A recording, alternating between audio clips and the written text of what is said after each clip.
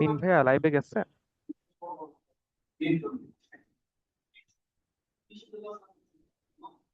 না, লাইভ তো আসেনি পেজে।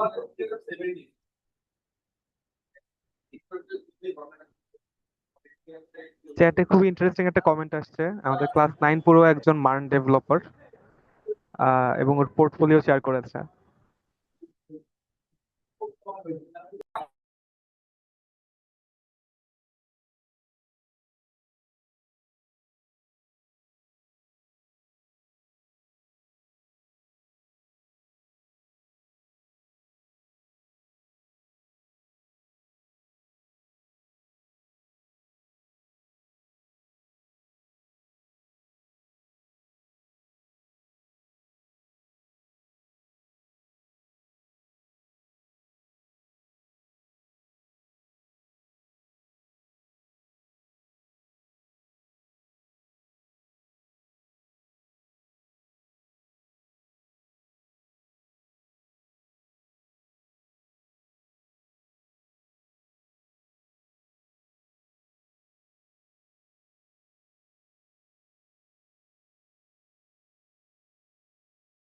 আচ্ছা, আমাদের লাইভ শুরু হয়েছে।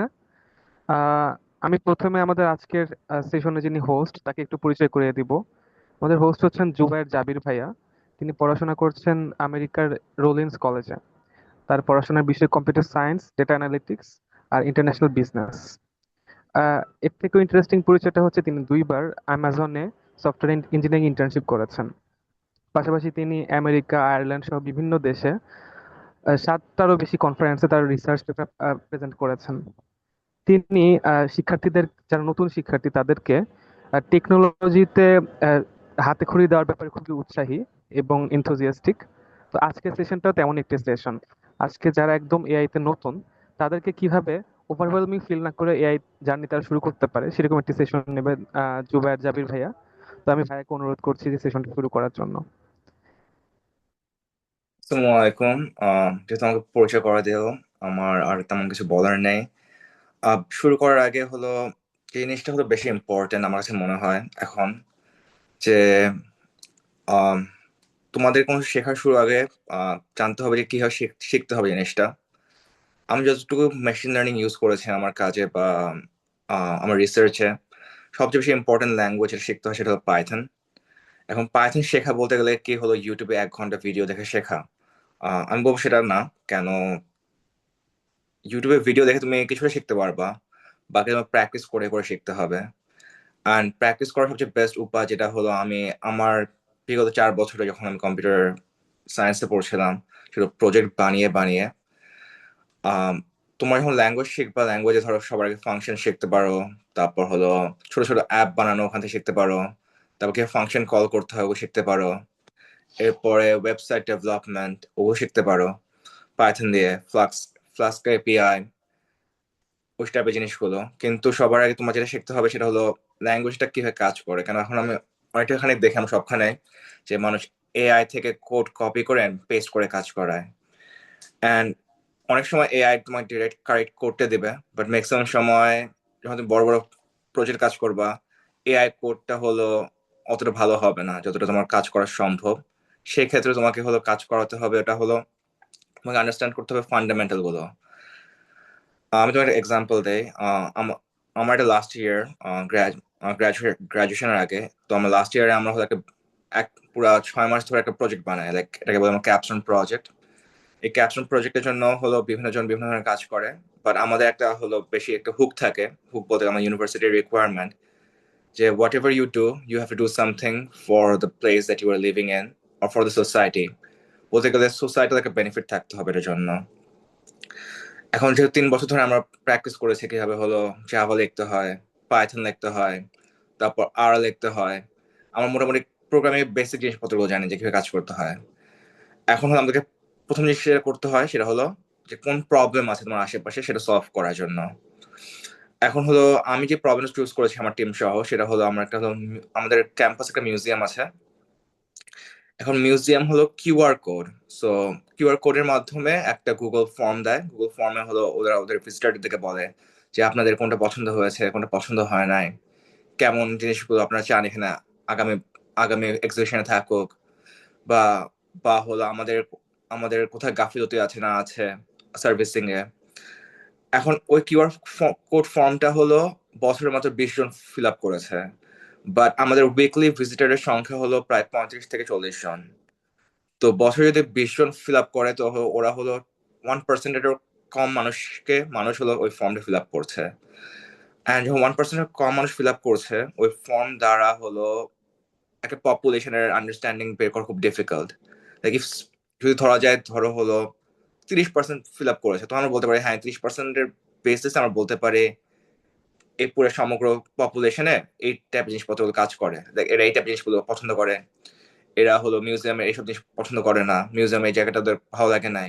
বাট 1%-কে দ্বারা ওই জিনিসটা সলভ করা পসিবল না।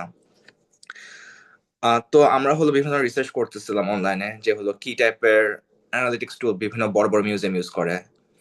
তো সবার আগে আমি যেসব দেখলাম যে ওরা হলো বড় বড় সফটওয়্যার ইউজ করতেছে, তারপর ভিডিও ক্যামেরা দিয়ে ফেশিয়াল রিকগনিশন ইউজ করে, ফেশিয়াল রিকগনিশন বা বডি মুভমেন্ট ইউজ করে ওরা বিভিন্ন ধরনের অ্যালগোরিদম চালিয়ে ওদের হলো ডেটাগুলো পাচ্ছে। যেমন মেট মিউজিয়াম যেটা হলো নিউ ইয়র্কে আছে, ওরা হলো প্রায় বছরে প্রায় 100,000 ডলার খরচ করছে ওটা পিছিয়ে প্রায় যেটা আমি দেখলাম। কিন্তু আমাদের মিউজিয়ামের বাজেট ছিল অনেক কম। ওরা বলছে যত কম টাকায় হলো আমাদেরকে একটা যে সিস্টেম বানাতে পারবা তত বেটার। এখন ওই কম টাকায় আমরা যেটা সবচেয়ে, তো আমরা বুঝতে পারলাম যে হলো আমরা ভিডিও ক্যামেরাতে করতে পারবো না, কারণ একটা ভিডিও ক্যামেরা যেটা হলো আম, ও সফটওয়্যারটা চালাতে পারবে, ওটার জন্য হলো পার ভিডিও ক্যামেরা হলো $3,000 করে। অ্যান্ড $3,000 করে, এবং হলো আমাদের সব মিলে লাগবে হলো 15টা ভিডিও ক্যামেরা। আর $35,000 আমাদের ক্যাম্পাস খরচ করতে যাচ্ছিল না। তো আমরা কি করলাম হলো, আম, আমেরিকায় হলো যখন আমি আসি, এখানে আমি একটা জিনিস খেয়াল করি যে বিভিন্ন ধরনের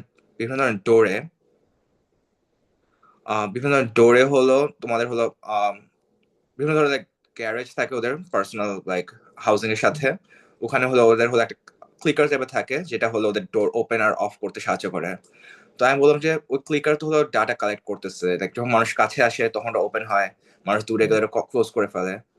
আমরা ওই টাইপের কিছু একটা ইউজ করি।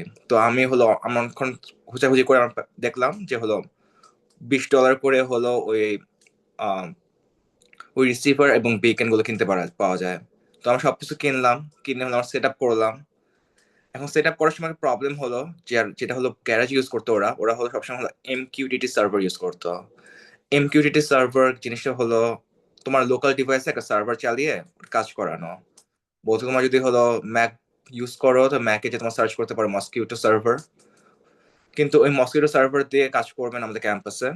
দ্য মেইন রিজন হলো আমাদের ক্যাম্পাস অ্যালাউ করে না হলো পার্সোনাল কম্পিউটারে হলো সার্ভার চালানো, সিকিউরিটি ব্রিচ হয় স্টাফ লাইক দ্যাট।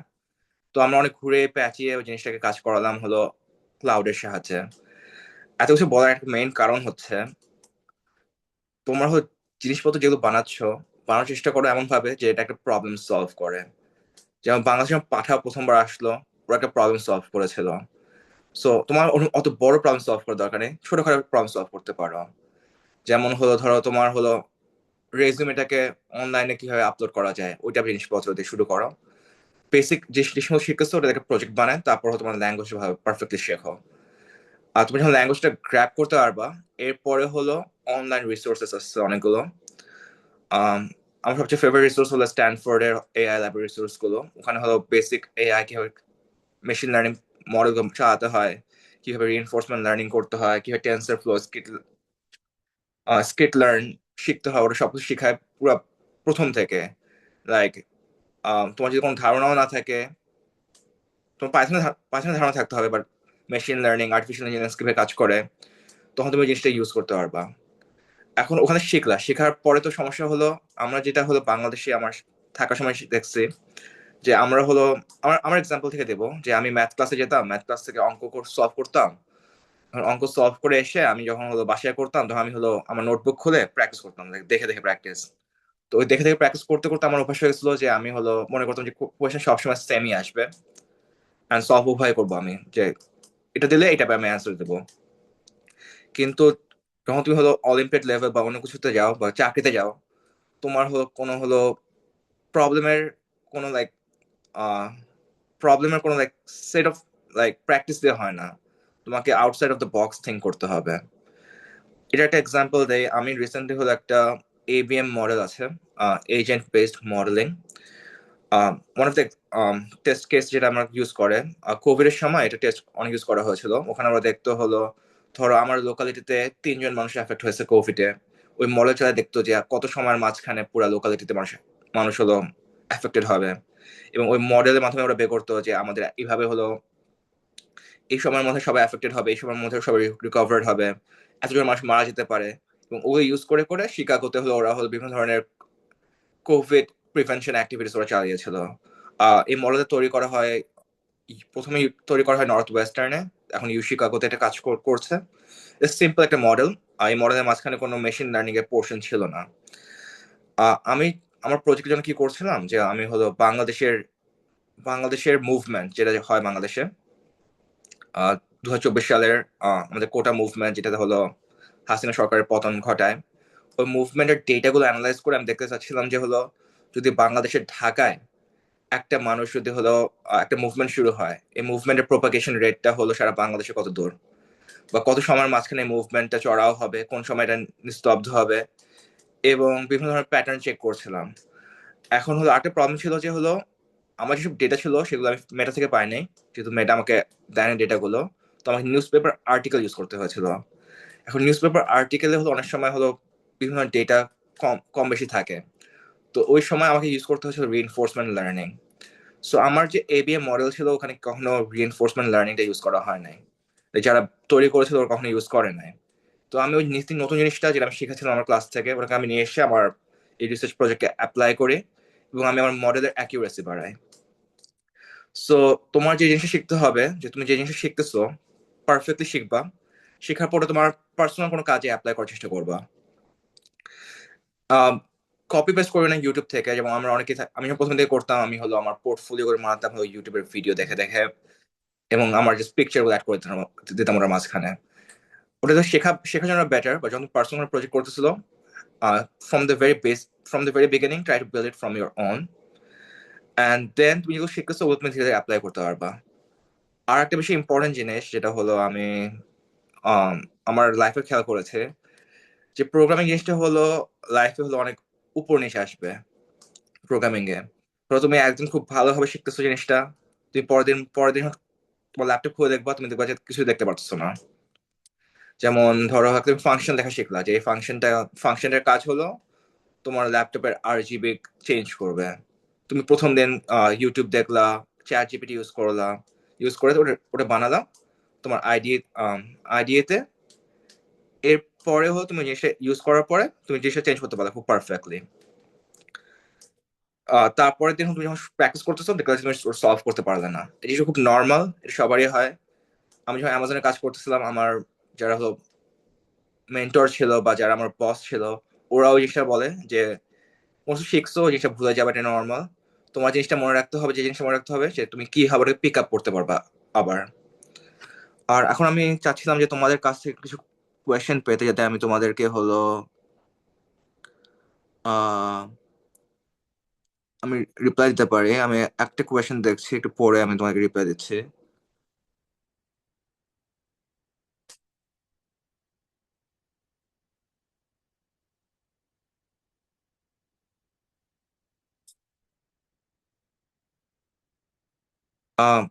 সো আমি যেভাবে এআই ইউজ করছে, আহ, আমার ফ্রেন্ড যারা ইউএসএ আছে ওরা একইভাবে ইউজ করছে। আমরা আমাদের ওয়ার্ক ফ্লোতে এআইটাকে অ্যাড করছে। তো রিসেন্টলি হলো ক্লড জেমিনাই ওদের সিএলআই টুলস বের করেছে। তো তুমি কমান্ড লাইন থেকে তোমার পার্সোনাল কম্পিউটারে বিভিন্ন ধরনের লাইক ফোল্ডার এডিট করতে পারবা, চেঞ্জ করতে পারবা। অ্যান্ড ওটা হলো অনেক বড় একটা হেল্প হলো টু রাইট ডকুমেন্টেশন। আমরা যখন ডকুমেন্টেশন গুলো লিখি তখন হলো আগে যেভাবে লিখতাম, যে পুরো জিনিসটা হলো বিস্তর ভাবে আলোচনা করে বিভিন্ন মানুষের সাথে কথা বলে, যারা বিভিন্ন স্টেক হোল্ডার ছিল আমাদের প্রজেক্টে, সবাই মিলে বসে বসে লিখতাম। এখন হলো এআই এর মাধ্যমে আমরা ডকুমেন্টেশন গুলো লিখে ফেলতেছি। তারপর হলো যেগুলো কলেজের প্রজেক্টে থাকে আমাদেরকে অ্যালাউ করে এআই ইউজ করে কোড লেখার জন্য। তো ওই কোডিং, নর্মাল কোডিং কাজগুলোতে আমরা ভালোভাবে এআই ইউজ করতেছি। যেখানে আমি নিজে দেখতেছি যেখানে খুব বড় প্রবলেমটা, সেটা হলো ইনফ্রাস্ট্রাকচার এআই খুব কম কম বোঝে। আমি যেটা বললাম যে আমার যে মিউজিয়ামের প্রজেক্ট ছিল, ওখানে হলো আমরা প্রথমে হলো রিসিভার এবং বিকেন কে নিই। ওই রিসিভার বিকেন হলো এডাব্লিউএস এর আইওটি কোডের মাধ্যমে কনফিগার করি, এবং কনফিগার করার পরে হলো আমরা হলো পাইথনের ফ্লাক্স এপিআই দিয়ে আমরা ওই ডেটাগুলো কালেক্ট করি, এবং কালেক্ট করে ওটা ড্যাশবোর্ডে পোর্ট্রে করে ফ্রন্ট এন্ডের মাধ্যমে। এখন আমি যদি পুরো প্রজেক্টটাকে এআই কে যখন দিয়েছিলাম করার জন্য, যে আমি ইউজ করি হলো চ্যাট জিপিটি এবং কার্সার। আমি কার্সার থেকে বলছি এটা আমার আইডিয়া, তুমি এটা তৈরি করো। ওরা ঠিক মতো তৈরি করতে পারছো না, কেন ওরা হলো আমার basic understanding of the receiver আর পিকেন কিভাবে কাজ করে জানে না। তারপর ওরা কিভাবে হলো আইওটি কোড থেকে ডেটাগুলো কাজ করতে যাচ্ছিলাম, ওটার ওদের কোনো ধারণা ছিল না। তো তোমাকে হলো বেসিক আইডিয়াগুলো রাখতে হবে, বাট এর বাদে হলো প্রোগ্রামিং এর লাইক কোডিং লেখাটা খুব সহজ ওটার মাধ্যমে, এআই এর মাধ্যমে। তুমি যদি জানো যে তুমি এই জিনিসটা চাও এবং তোমার সাধারণ ধারণা আছে যে এইভাবে জিনিসটা হবে, তাহলে তুমি জিনিসটা তৈরি করতে পারবা। একটা এক্সাম্পলের মাধ্যমে বলা যায়, ধরো হলো তুমি জানো হলো কিভাবে হলো আহ, একটা ওয়েবসাইটের ফ্রন্ট এন্ড বানাতে হয় আর ব্যাক এন্ড বানাতে হয়। তুমি একবার যদি বানাতে পারো, ওটা তুমি 10-12 বার বানাতে পারবা ডিফারেন্ট ডিফারেন্ট টেস্ট কেসের মাধ্যমে। ওই সেম জিনিসটাই যে আমি হলো আমার এপিআই কাজ শিখেছিলাম যখন আমি অ্যামাজনে কাজ করতাম, ওখান থেকে আমি ওই কনসেপ্টটা নিয়ে আসছি, নিয়ে এসে আমি আমার প্রজেক্টে অ্যাপ্লাই করেছিলাম। আমি এডাব্লিউএস কিভাবে ইউজ করতে হয়, ক্লাউডে কিভাবে সার্ভিস আপলোড করতে হয়, ডেটা কিভাবে কালেক্ট করতে হয়, ল্যাম্বডা কিভাবে ইউজ করতে হয়, সবকিছু শিখেছিলাম। ও যখন নিয়ে এসেছি, তারপর আমি এআইকে স্টেপ বাই স্টেপ গাইড করে আমি আমার প্রোগ্রামিং কোডিং গুলো লিখেছিলাম। কিন্তু ইনফ্রাস্ট্রাকচার বিল্ড করার ক্ষেত্রে লাইক ভালো একটা ইনফ্রাস্ট্রাকচার যেটা হলো ব্রেক করবে না যদি 2 থেকে 3 দিন কাজ করে, ওই ক্ষেত্রে তোমাকে হলো ওই আন্ডারস্ট্যান্ডিং থাকতে হবে। তো সিস্টেম আর্কিটেকচার আমি বলবো যে বেশি ফোকাস করে শেখা উচিত।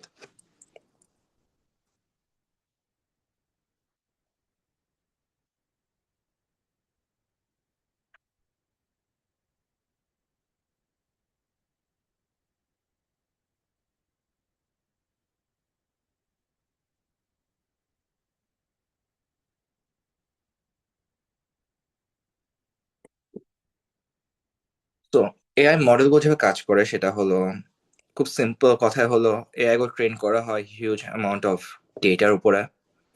থিঙ্ক করি আমরা ধারণা করি, ধরো যে গুগলের জেমিনা যেটা আছে ওটা ওটা হলো ট্রেন করা হয়েছে গুগল যত কিছু তুমি সার্চ করে পাও ওদের ব্রাউজারে সবকিছু থেকে।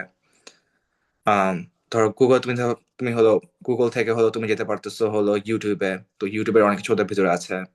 তারপর বিভিন্ন ধরনের ওয়েবসাইট যেগুলো যেগুলো কানেক্ট করা আছে, ওরা সবকিছু ডেটা নিয়ে ওরা ট্রেন করেছে। আর এরা যেটা কি করেন, ধরো একে তুমি বলে যে write an email to my professor of me being sick. AI ওই জিনিসটা দেখলো, ওই ট্রেনিং ফেজে ওকে ওই সিমিলার কিছুর উপরে হলো ট্রেন করেছে। তো ও ওই বিষয়টা দেখার পরে ওখান থেকে হলো ওর ধারণা মতে এক একটা ওয়ার্ড জেনারেট করতেছে। এখন জেনারেট করে ও তোমার পারফেক্ট একটা ইমেল দিচ্ছে। বা জিনিসটা হলো ও যেভাবে জেনারেট করতেছে, এখানে ওদের কোনো কনসিয়াসনেস নাই, ওর কোনো ধারণা নাই। ও just randomly picking up words from their training model. ও ট্রেনিং মডেল থেকে ওয়ার্ডগুলো পিক আপ করে ও তোমাকে হলো একটা একটা রেজাল্ট দিচ্ছে যে তুমি, ও মনে করছে যে তুমি এই জিনিসটা চাচ্ছ। এখন ইমেল লেখার ক্ষেত্রে খুব সহজ, বাট ধরো তোমাকে পার্সোনালাইজড ইমেল লিখতে হবে চাকরির জন্য, বা ইউনিভার্সিটি পিএইচডি অ্যাপ্লিকেশন আমি কাজ করতেছি এখন। তো পিএইচডি অ্যাপ্লিকেশনের জন্য আমি ধর অ্যাপ্লাই করতেছি হলো লেটস সে এক্স ইউনিভার্সিটিতে আমি অ্যাপ্লাই করতেছি। এখন এক্স ইউনিভার্সিটির ওয়াই প্রফেসরের ল্যাবে আমি কাজ করতে চাই। আমি একে বললাম যে আমি এক্স ইউনিভার্সিটি অ্যাপ্লাই করছি, ওয়াই ইউনিভার্সিটির প্রফেসরের ল্যাবে আমি কাজ করতে যাচ্ছে। এখন এআই কি করবে, আমি অ্যাপ্লাই করতেছি, ধরো আমার সাথে নাফিসও অ্যাপ্লাই করছে একটা ইউনিভার্সিটিতে, আমরা দুজনে এআই থেকে কপি পেস্ট করে পাঠাবো জিনিসটা।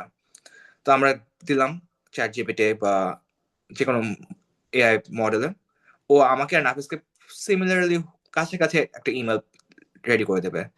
কথাগুলো হুবহু সেম টু সেম থাকবে না, বাট সেম জিনিস। ধরো হলো ওয়াই প্রফেসর কাজ করেছে হলো রিইনফোর্সমেন্ট লার্নিং মডেলে, তো বলবে আপনার এই পেপার 2026 সালের এসিএল এ পাবলিশ হয়েছিল, এই পেপার থেকে হলো এসিএল এর বেস্ট পেপার ছিল, আমি এই জিনিস পছন্দ করছি, এরকম লিখে পাঠিয়ে দেবে। এখন ঝামেলাটা হলো যখন তোমাকে ওই পার্সোনাল প্রফেসর যখন খুলবে, ও দেখবে যে প্রায় 30-40টা লেটার ইমেল সেম টাইপের। ও তখন তোমাকে কিন্তু রিপ্লাই দেবে না। ও বুঝতে পারবে জিনিসটা এখানে একটা প্যাটার্ন আছে, এবং যারা এআই নিয়ে অনেকক্ষণ ধরে কাজ করছে ওরা বুঝতে পারে জিনিসটা হলো এআই দ্বারা লেখা। এই সময় তোমাকে হলো তোমার তোমার যদি অনেক ভালো প্রোফাইল থাকে তুমি ছিটকে পড়বা। সো ওই ক্ষেত্রে কি হয়, তোমাকে পার্সোনাল প্রসেস যেতে হবে। তুমি এআই কে দ্বারা লিখতে পারো, রিফাইন করতে পারো, গ্রামার ঠিক করতে পারো। যেহেতু আমি বাংলাদেশে বড় হয়েছে, আমার ইংলিশে আমি বলবো যে ইংলিশ আমার মাতৃভাষা না, তো আমার এখনো মাঝে প্রবলেম হয় লিখতে গেলে। আমি ছোট একটা জিনিসকে অনেক বড় বড় করে লিখি। তো ওই সময় আমি এক ইউজ করি, বাট আমার যেসব জিনিসপত্র আমি শিখেছি বা যেসব জিনিসপত্র আমার ওই প্রফেসর ভালো লাগে, কেন আমার রিইনফোর্সমেন্ট মডেলের প্রতি কোনো আকর্ষণ নাই। আমার আকর্ষণ হলো কম্পিউটেশনাল সোশ্যাল সায়েন্সের উপরে, যে একটা কম্পিউটারের টেকনোলজিটাকে ইউজ করে আমি কিভাবে সোসাইটির এই প্রবলেমটা সলভ করতে পারবো।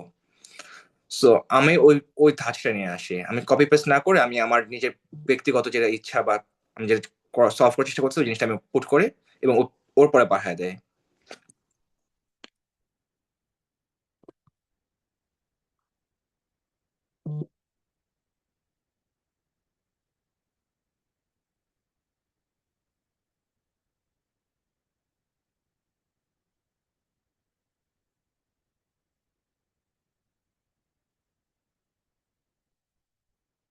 আম, একটা প্রশ্ন এসেছিল যে আমি কি আমার নিজের পার্সোনাল এআই মডেল বিল্ড করবো নাকি না। এখন হলো পার্সোনাল এআই মডেল বলতে তুমি কি বুঝাচ্ছ আমি বুঝলাম না, বাট তুমি যে মনে করো যে তুমি চ্যাট জিপিটির মতন একটা সার্ভিস চালু করবা, ওটা অনেকটা খানিক হলো কস্ট কনজিউমিং, কেন চ্যাট জিপিটিতে প্রায় ওরা 20 বিলিয়নের বেশি ডলার খরচ করে জিনিসটাকে চালাচ্ছে। বাট তুমি ওদের এপিআই কি ইউজ করে তুমি তোমার পার্সোনাল পার্সোনাল এআই মডেল বানাতে পারো। ইভেন চ্যাট জিপিটির ওয়েবসাইটে গেলে ওরা তোমাকে পার্সোনাল এআই মডেল বানানোর সুযোগ করে দেয়, তুমি ওই জিনিসটা ইউজ করে তোমার পার্সোনাল কাজে ব্যবহার করতে পারো। আমার মনে আছে এমআইটির আবিদ ভাইয়া বাংলাদেশে যারা আমেরিকা অ্যাপ্লাই করছিল স্কুল কলেজ লেভেলের, ওদের জন্য একটা AI chatbot AI AI chat GPT chatbot বানিয়েছিল, যেখানে তুমি হলো তোমার পার্সোনাল এসে পাঠালে ও একটা রিভিউ দিয়ে দেয়। এখন তুমি তোমার ওরকম কাজে তুমি এআই চ্যাটবট বানাতে পারো। ওগুলো বানানো খুব সহজ, ইউটিউবে অনেক ভিডিও আছে, ও দেখাতে তুমি তোমার মতন কাস্টমাইজ করতে পারো। আমি আমার ক্যাম্পাসে আমার প্রফেসরদের হেল্প করেছিলাম আমাদের রেজিস্ট্রেশন সময়। সো আমেরিকা যখন রেজিস্ট্রেশন হয় সেই সময় হলো স্টুডেন্টদের অনেক সময় থাকে হলো আমি এই ক্লাস নিবো নাকি ওই ক্লাস নিবো, বা আমি এখন কি আমেরিকা থাকবো নাকি হলো আমি ইউরোপে যে পড়ালেখা করবো। তো আমি আমার প্রফেসরদেরকে হলো আমার স্কুলের ডেটা যেগুলো ছিল ওগুলোকে ইনপুট করে একটা এআই মডেল বানিয়েছিলাম, যেখানে হলো স্টুডেন্টদেরকে হলো প্রফেসরদের বিরক্ত করতে হবে না, বা প্রফেসরদের ইমেলের রেসপন্সের কথা রেসপন্স রেসপন্সের জন্য ওয়েট করতে হবে না। ওরা এআই মডেলে দিলে এআই মডেল একটা রেকমেন্ডেশন দিতে পারে যে তুমি নেক্সট তুমি যদি হলো সাপোজ 2026-এর অগাস্ট থেকে ডিসেম্বর তুমি যেতে চাচ্ছ হলো ইউকে তে পড়ালেখা করার জন্য, তো তুমি হলো 2026-এর জানুয়ারি থেকে মে পর্যন্ত এই সাবজেক্টগুলো আমাদের ক্যাম্পাসে নাও এবং ইউকে তে যে এই সাবজেক্টগুলো নাও, তাহলে তুমি হলো অন টাইমে গ্রাজুয়েশন করতে পারবে। তো ওটা ওখানে আমরা এআই মডেল ইউজ করে বানিয়েছিলাম। অ্যান্ড ক্যাগল কিভাবে ব্যবহার করব। সো ক্যাগলে হলো অনেক ধরনের ডেটার সিএসভি পাওয়া যায়, লাইক ডেটা আমি আমি বলবো অনেক ধরনের ডেটা পাওয়া যায়। আমি আমার ক্লাসে একটা প্রজেক্টে ইউজ করেছিলাম, যে এখানে আমি বের করেছিলাম যে হলো ইউনাইটেড স্টেটসে কতটা কতটা হলো ফুটবল প্রেমী হলো মানুষ আছে কম্পেয়ার টু ব্রাজিল, ব্রাজিল, কাতার, যেখানে আগে ওয়ার্ল্ড কাপ হয়েছিল, এবং আসলে কি হলো ইউএসএ তে ওয়ার্ল্ড কাপ হওয়া উচিত নাকি না। তো আমি ইউএস এর হলো ফুটবল প্রেমীদের ডেটা বের করেছিলাম, আমি ব্রাজিলের ফুটবল প্রেমীদের ডেটা বের করেছিলাম। এরপরে আমি হলো আহ আহ, কাতারের ফুটবল প্রেমীদের ডেটা বের করেছিলাম। তার পাশাপাশি আমি বের করেছিলাম ইনফ্রাস্ট্রাকচার কি অবস্থা না আছে। এরপর আমি ডেটাগুলোকে অ্যানালাইজ করেছিলাম বিভিন্ন পাইথনের কোড দিয়ে। পাইথন না, তখন আর ইউজ করতাম, আর ইউজ করে এরপর আমি ওখান থেকে আমি বলেছিলাম যে এখানে ইউজ করা বেটার। তাও এখানে আমাদের ইউএস এদিকে বেটার, বাট ইউএস এর এই জিনিসপত্রগুলো নাই। ইউএস এর এরকম এই অ্যামাউন্টের মানুষের সংখ্যা খুব কম, স্টাফ লাইক দ্যাট। এরপর আমি একটা প্রেজেন্টেশন দিয়েছিলাম যে যেভাবে তুমি প্রফেসরকে যে ইউএস তে কেন ফুটবল ওয়ার্ল্ড কাপটা হওয়া বেটার বা বেটার না। সো ওটা তুমি প্রজেক্টে কাজ করতে পারো। লাইক তুমি ডেটা গুলো নিয়ে তুমি হলো আইদার আমার মতো সিম্পল একটা প্রজেক্ট বানালা, বা তোমার রিইনফোর্সমেন্ট লার্নিং বের করে তুমি বের করতে পারো যে কবে হলো ইউএসএ ফুটবলের প্রেমীদের সংখ্যা বাড়বে, কোন ইয়ারে। তো তুমি লাস্ট 5 বছরের ডেটা নিলা, নিয়ে গ্যাদার করলা, এরপর তুমি প্রেডিক্ট করো যে 2026 সালে কত হবে, 2027 সালে কত হবে, 2028 সালে কত হবে। ওটা একটা প্রজেক্ট হতে পারে। তার পাশাপাশি তুমি ওটা করতে পারো যে নিউজ নিউজ মিডিয়ার ডেটা, যেটা আমি করতেছিলাম, নিউজ মিডিয়ার ডেটা কালেক্ট করো, কালেক্ট করে তুমি দেখো যে হলো ইলেকশনের সময় কোন কোন পার্টিকুলার ওয়ার্ড গুলো পপ বেশি করে হলো নিউজ পেপারে আসে বা না আসে। সো কেগেল হলো ডেটা ডেটা সেটের হলো অনেক বড় একটা ভান্ডার। ওখান থেকে তোমাকে তোমাকে একটা আইডিয়া থাকতে হবে যে আমি এই টাইপের প্রজেক্ট বানাতে চাই। ওই প্রজেক্টের আইডিয়া নিয়ে তুমি চিন্তা করো যে কিভাবে সলভ করা যায়। এআই ইউজ করো, এআই কে বলো যে আমি হলো বাংলাদেশের পপুলেশন 2030 সালে কত হবে ওটা আমি বের করতে চাই, আমি কোথা থেকে ডেটাগুলো পাবো। এআই তোমাকে বলবে যে এখানে এখানে ডেটাগুলো আছে, ডেটাগুলো কালেক্ট করো। তো এআই কে বলো যে আমি এখন এটার পর আমি কি করব, যে আমি হলো এখন যেহেতু ডেটাগুলো পেলাম এর পরের স্টেপটা কি হবে।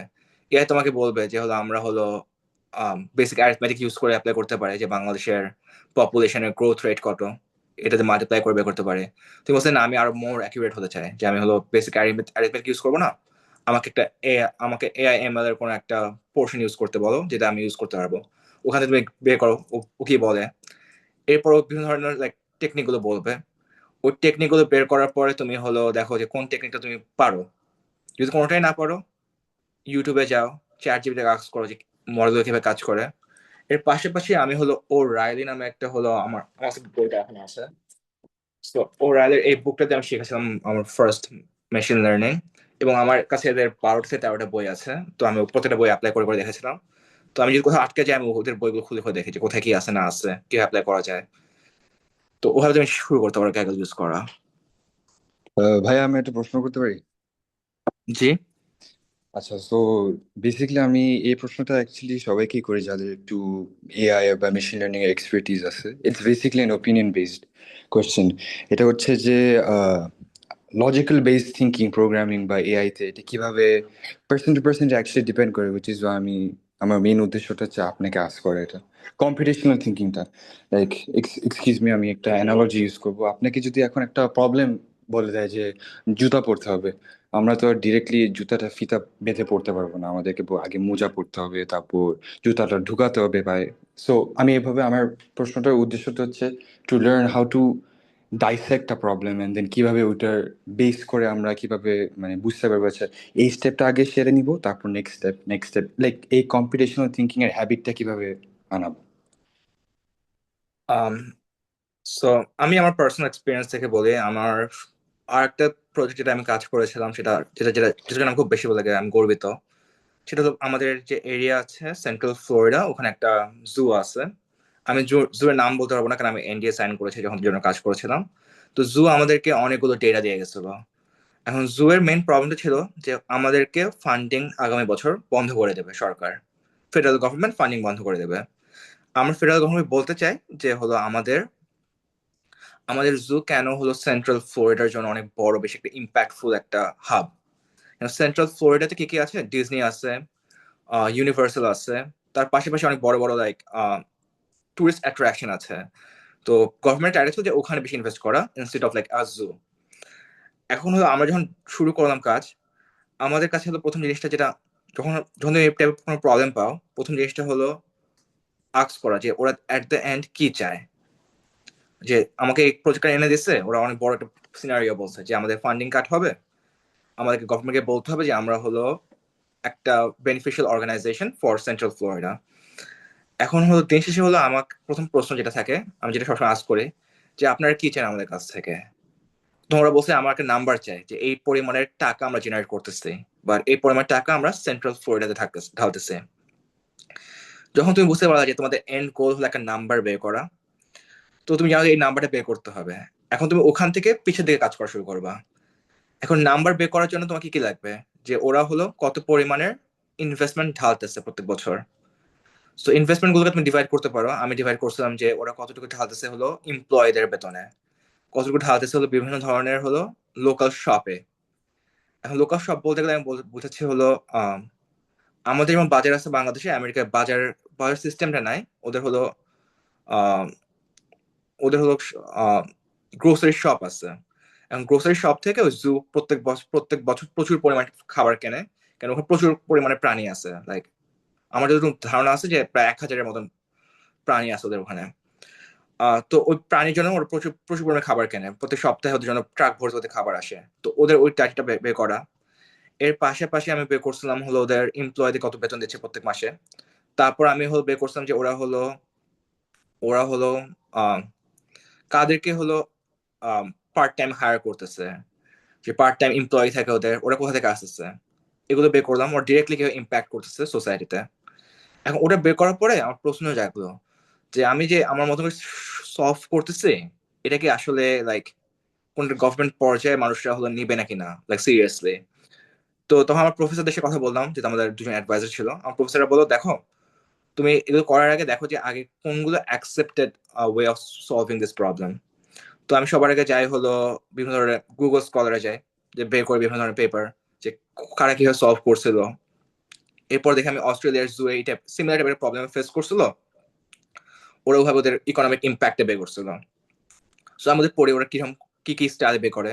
তো ওখানে দেখলাম যে তিন ধরনের ইম্প্যাক্ট থাকে। একটা হলো ডিরেক্ট, ইনডিরেক্ট, একটা ইনডিউস ইকোনমিক ইম্প্যাক্ট। তারপর ওদের বিভিন্ন ক্রাইটেরিয়া থাকে, ওই ক্রাইটেরিয়া গুলো আমি বের করি জু এর মাধ্যমে। তারপর আমি জু এর কাছে যাই, যে বলছে এইসব ডেটা গুলো লাগবে আমার, আমি অ্যানালাইজ করার জন্য। এরপরে প্রায় 1 বছর ধরে আমরা জিনিস সলভ করি। এরপর আমাকে নাম্বার পায় যে ওরা হলো এই পরিমাণের টাকা নিয়ে আসতেছে হলো সেন্ট্রাল ফ্লোরিডার জন্য। তার পাশাপাশি ওই সময় যখন ওরা কাজ করছিলাম, তখন দেখি যে হলো ওদের মার্কেটিং এর কিছু জায়গায় ভুল ছিল।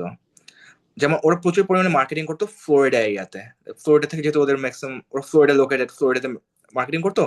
পাশাপাশি ফ্লোরিডার আশেপাশে যেগুলো আছে, নর্থ ক্যারোলাইনা, সাউথ ক্যারোলাইনা, এই পাশে আছে জর্জিয়া, ওখানে প্রচুর প্রচুর করতো। বাট আমরা কিছু লাইক সার্ভে চালু করেছিলাম, ওটার মাধ্যমে দেখি যে ওদের ম্যাক্সিমাম যেসব of state, out of state যারা আসে ভিজিট করতে, ওরা আসছে হলো নিউ ইয়র্ক থেকে, new York, new jersey, Colorado, ওইসব জায়গা থেকে। তো আমরা বলি যে আপনারা যে প্রচুর পরিমাণে $30,000 থেকে $40,000 খরচ করতেছেন এই জায়গাগুলোতে মার্কেটিং করে, আপনাদের তো মেইন অ্যাট্রাকশন গুলো তো হলো নর্দার্ন ইউএস এর সাইড থেকে। আমাদের উচিত যে আপনারা কিছু সেগমেন্ট তৈরি করে এখানেও কিছু মার্কেটিং করেন, যেহেতু আপনার প্রচুর পরিমাণে অ্যাট্রাকশন আসতেছে। সো তুমি বলতে গেলে যখন প্রজেক্ট শুরু করবা, তোমাকে প্রথমে হলো মাথায় রাখতে হবে যে তোমার এন্ড গোল কোথায়, এবং এন্ড গোল যখন বুঝতে পারবা, ওখান থেকে তুমি ট্রেস ব্যাক করো পিছের দিকে। এন্ড এই সেম জিনিসটা আমি কাজ করি যখন আমি অ্যামাজনে কাজ করি, যে আমি আমার ম্যানেজারকে প্রথম দিনে যে বলি, ওরা প্রথম দিনে প্রজেক্ট দেয় না, বাট প্রথম সপ্তাহে দেয়। আমি বলি আপনার আপনার এন্ড গোলটা কি, যে আপনি আমাকে দিচ্ছেন জিনিসটা, আপনি কি দেখতে চান জিনিসটা। অ্যামাজনের বিষয়ে বেশি কথা বলতে পারবো না, কেন আমাদেরকে সবাইকে এনডিএ সাইন করানো হয়। বাট ধরো ওরা আমাকে বলে যে আমি এই জিনিসটা চাই দিন শেষে। তো তারপর তুমি ওখানে ধীরে ধীরে ব্যাক করো, পিছের দিকে আসো, যে কি কি তোমার সলভ করে তুমি ওই দিকে যেতে পারবা।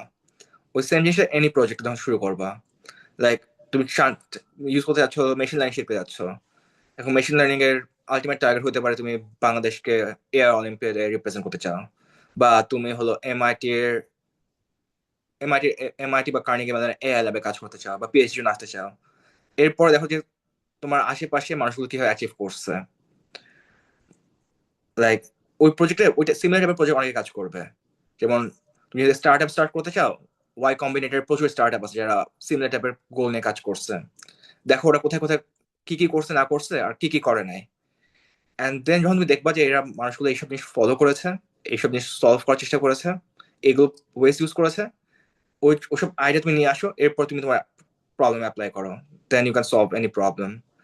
আর আমার এই পর্যন্ত আমি যতগুলো প্রজেক্টে কাজ করেছিলাম, বা রিসার্চ পেপারে বা রিসার্চ প্রজেক্ট বা ইন্টার্নশিপ প্রজেক্ট, আমার প্রত্যেকগুলো সাকসেসফুলি হয়। যেটা আমি সবার আগে এন্ড গোলটাকে মাথায় রেখে আমি হলো পিছের দিকে আগাই, সামনে এন্ড গোলকে মাথায় রেখে আমি হলো যেগুলো ভাগ ভাগ করে আমি হলো ওখানে কাজ করা শুরু করি।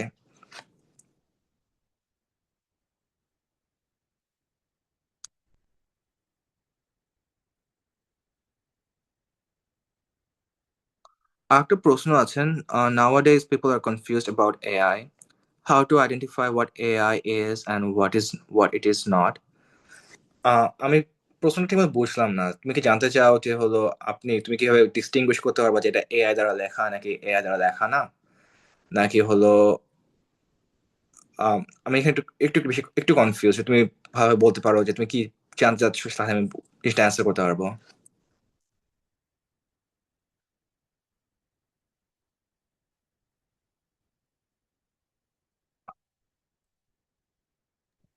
ভাইয়া আমি আরেকটা ফলো আপ কোয়েশ্চেন করতে পারি? জি, করো।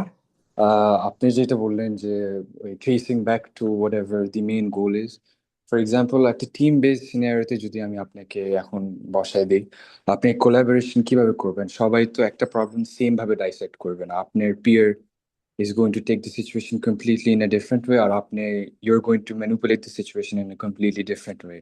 How do you come to a mutual agreement or a standpoint যে আচ্ছা ঠিক আছে, I am going to dissect this এভাবে, তুমি এভাবে করো, because at the end of the day আপনার dissection যে মেথডটা হবে ওইটা is going to be different than your peers, so একটা mutual understanding এ কিভাবে আসবো? How do you communicate this and how do you get to a closure? আহ, তা আমি আমার আরেকটা প্রজেক্ট নিয়ে কাজ বলি। তো আমি যখন অ্যামাজনে কাজ করতেছিলাম, তো আমাদের একটা ইনফ্রাস্ট্রাকচার ডিজাইন ছিল। এখন আমার ম্যানেজার হলো, আমার ম্যানেজার না, আমার আমার মেন্টর যে ছিল, সে খুব হেভিলি পুশ করতেছিল for this particular way of like solving the problem. এরপরে লাইক ওর তার সাথে যদি জিনিসটা আমি সলভ করি তাহলে আমার সময় কম লাগবে। কিন্তু আমি ওখানে কিছু লুপ হোল দেখতে পারি যে আমি যখন ডেটাগুলো অ্যানালাইজ করি তখন দেখি যে এই সব জায়গায় গ্যাপ গুলো আছে। তো আমি ডিরেক্টলি ওকে যে বলি না যে আপনি ভুল, আমার জিনিসটা আমি যেভাবে করতেছি জিনিসটা ঠিক আছে, লাইক এইভাবে ইনফ্রাস্ট্রাকচারটা তৈরি করা উচিত আমাদের। তো আমি কি করি, ডেটাগুলো কালেক্ট করি, আমি ওকে হলো সবগুলো ডেটা কালেক্ট করে আমার কাছে নিয়ে যায়।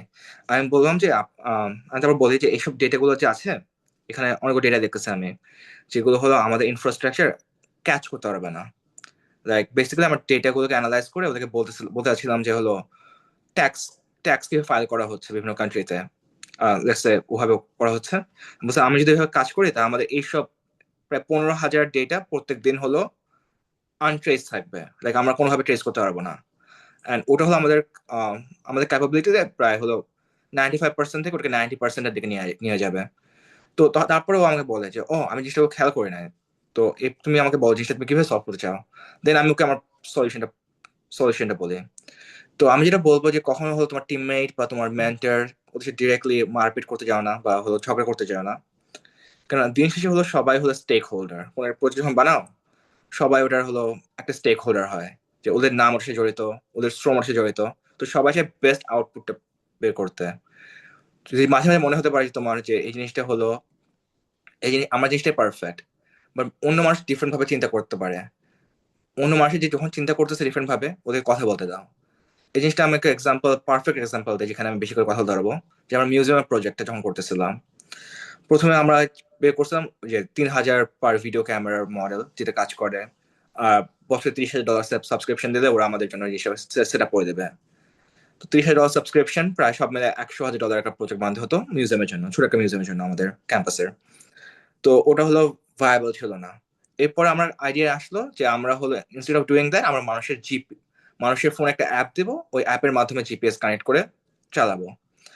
এখন ওখানে প্রবলেমটা হলো যে মানুষ অ্যাপ ডাউনলোড করবে কেন, মানুষ ফর্মই ফিল আপ করে না, অ্যাপ ডাউনলোড করে আমাদের জিনিসটা করতে দেবে কেন। And what if like America ওরা খুব ডেটা কনসিয়াস হয়, আমেরিকার মানুষরা, যে ওরা চায় না যে ডেটা দিয়ে দিতে মানুষকে। তো হোয়াট ইফ ওরা ডেটা না দিতে চায়। এরপরে আমরা অনেক চিন্তা ভাবনা করার পরে আমার এক ফ্রেন্ড বলে যে আমার তো এরকম একটা জিনিস আছে, ওরা তো রিড করতে পারে, আমরা কেন জিনিসটা ইউজ করে। আমার প্রথম মাথায় আসলো যে ভাই ওটা তো দরজা খোলার জন্য ইউজ করে মানুষরা, ওটা কি হয় আমরা এখানে ডেটা রিড করবো।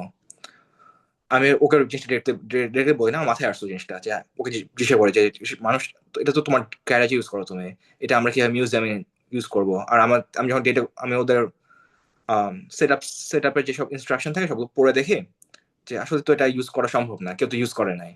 তো আমার মাথায় আসে জিনিসটা। আমি হলো একদিন পরে ওকে বলি যে এই জিনিসটা তো আমি দেখলাম, এই সেট আপের যেসব ইনস্ট্রাকশন ছিল, ডকুমেন্টেশন ছিল ওদের প্রজেক্টে, যাদের কাছে ওর সার্ভিস নেয়, ওখানে তো দেখি যে সবকিছুই হলো সম্ভব না জিনিসটা করা।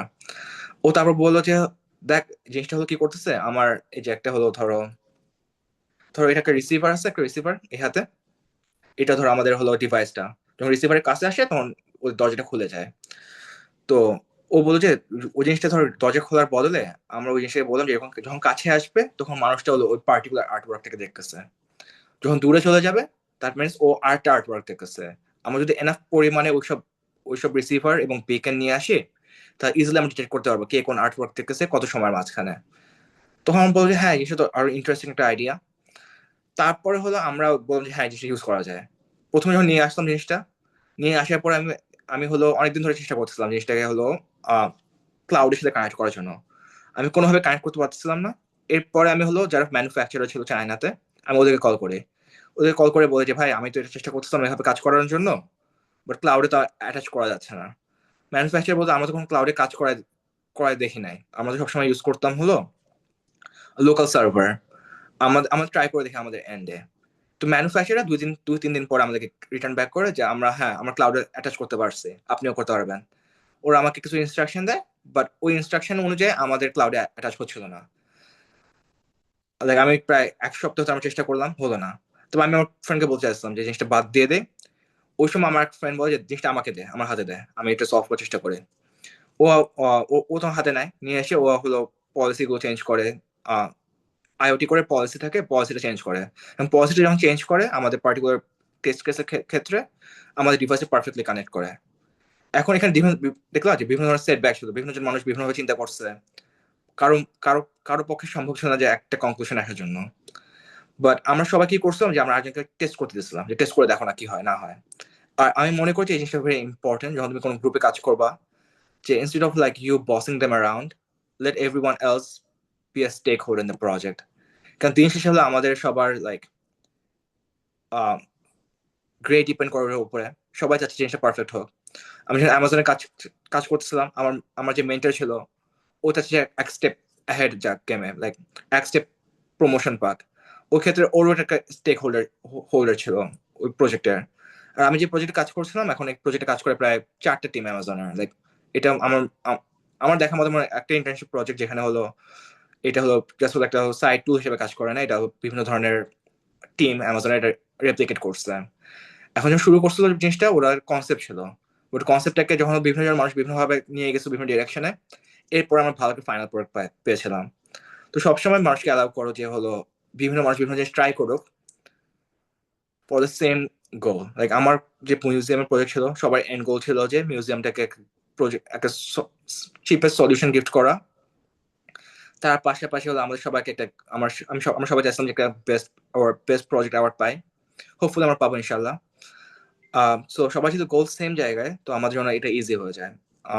এটা আমার অ্যান্সার হতে পারে এটার জন্য, বা আমার ব্যক্তিগত এক্সপিরিয়েন্স আমি এটাই বলতে পারবো।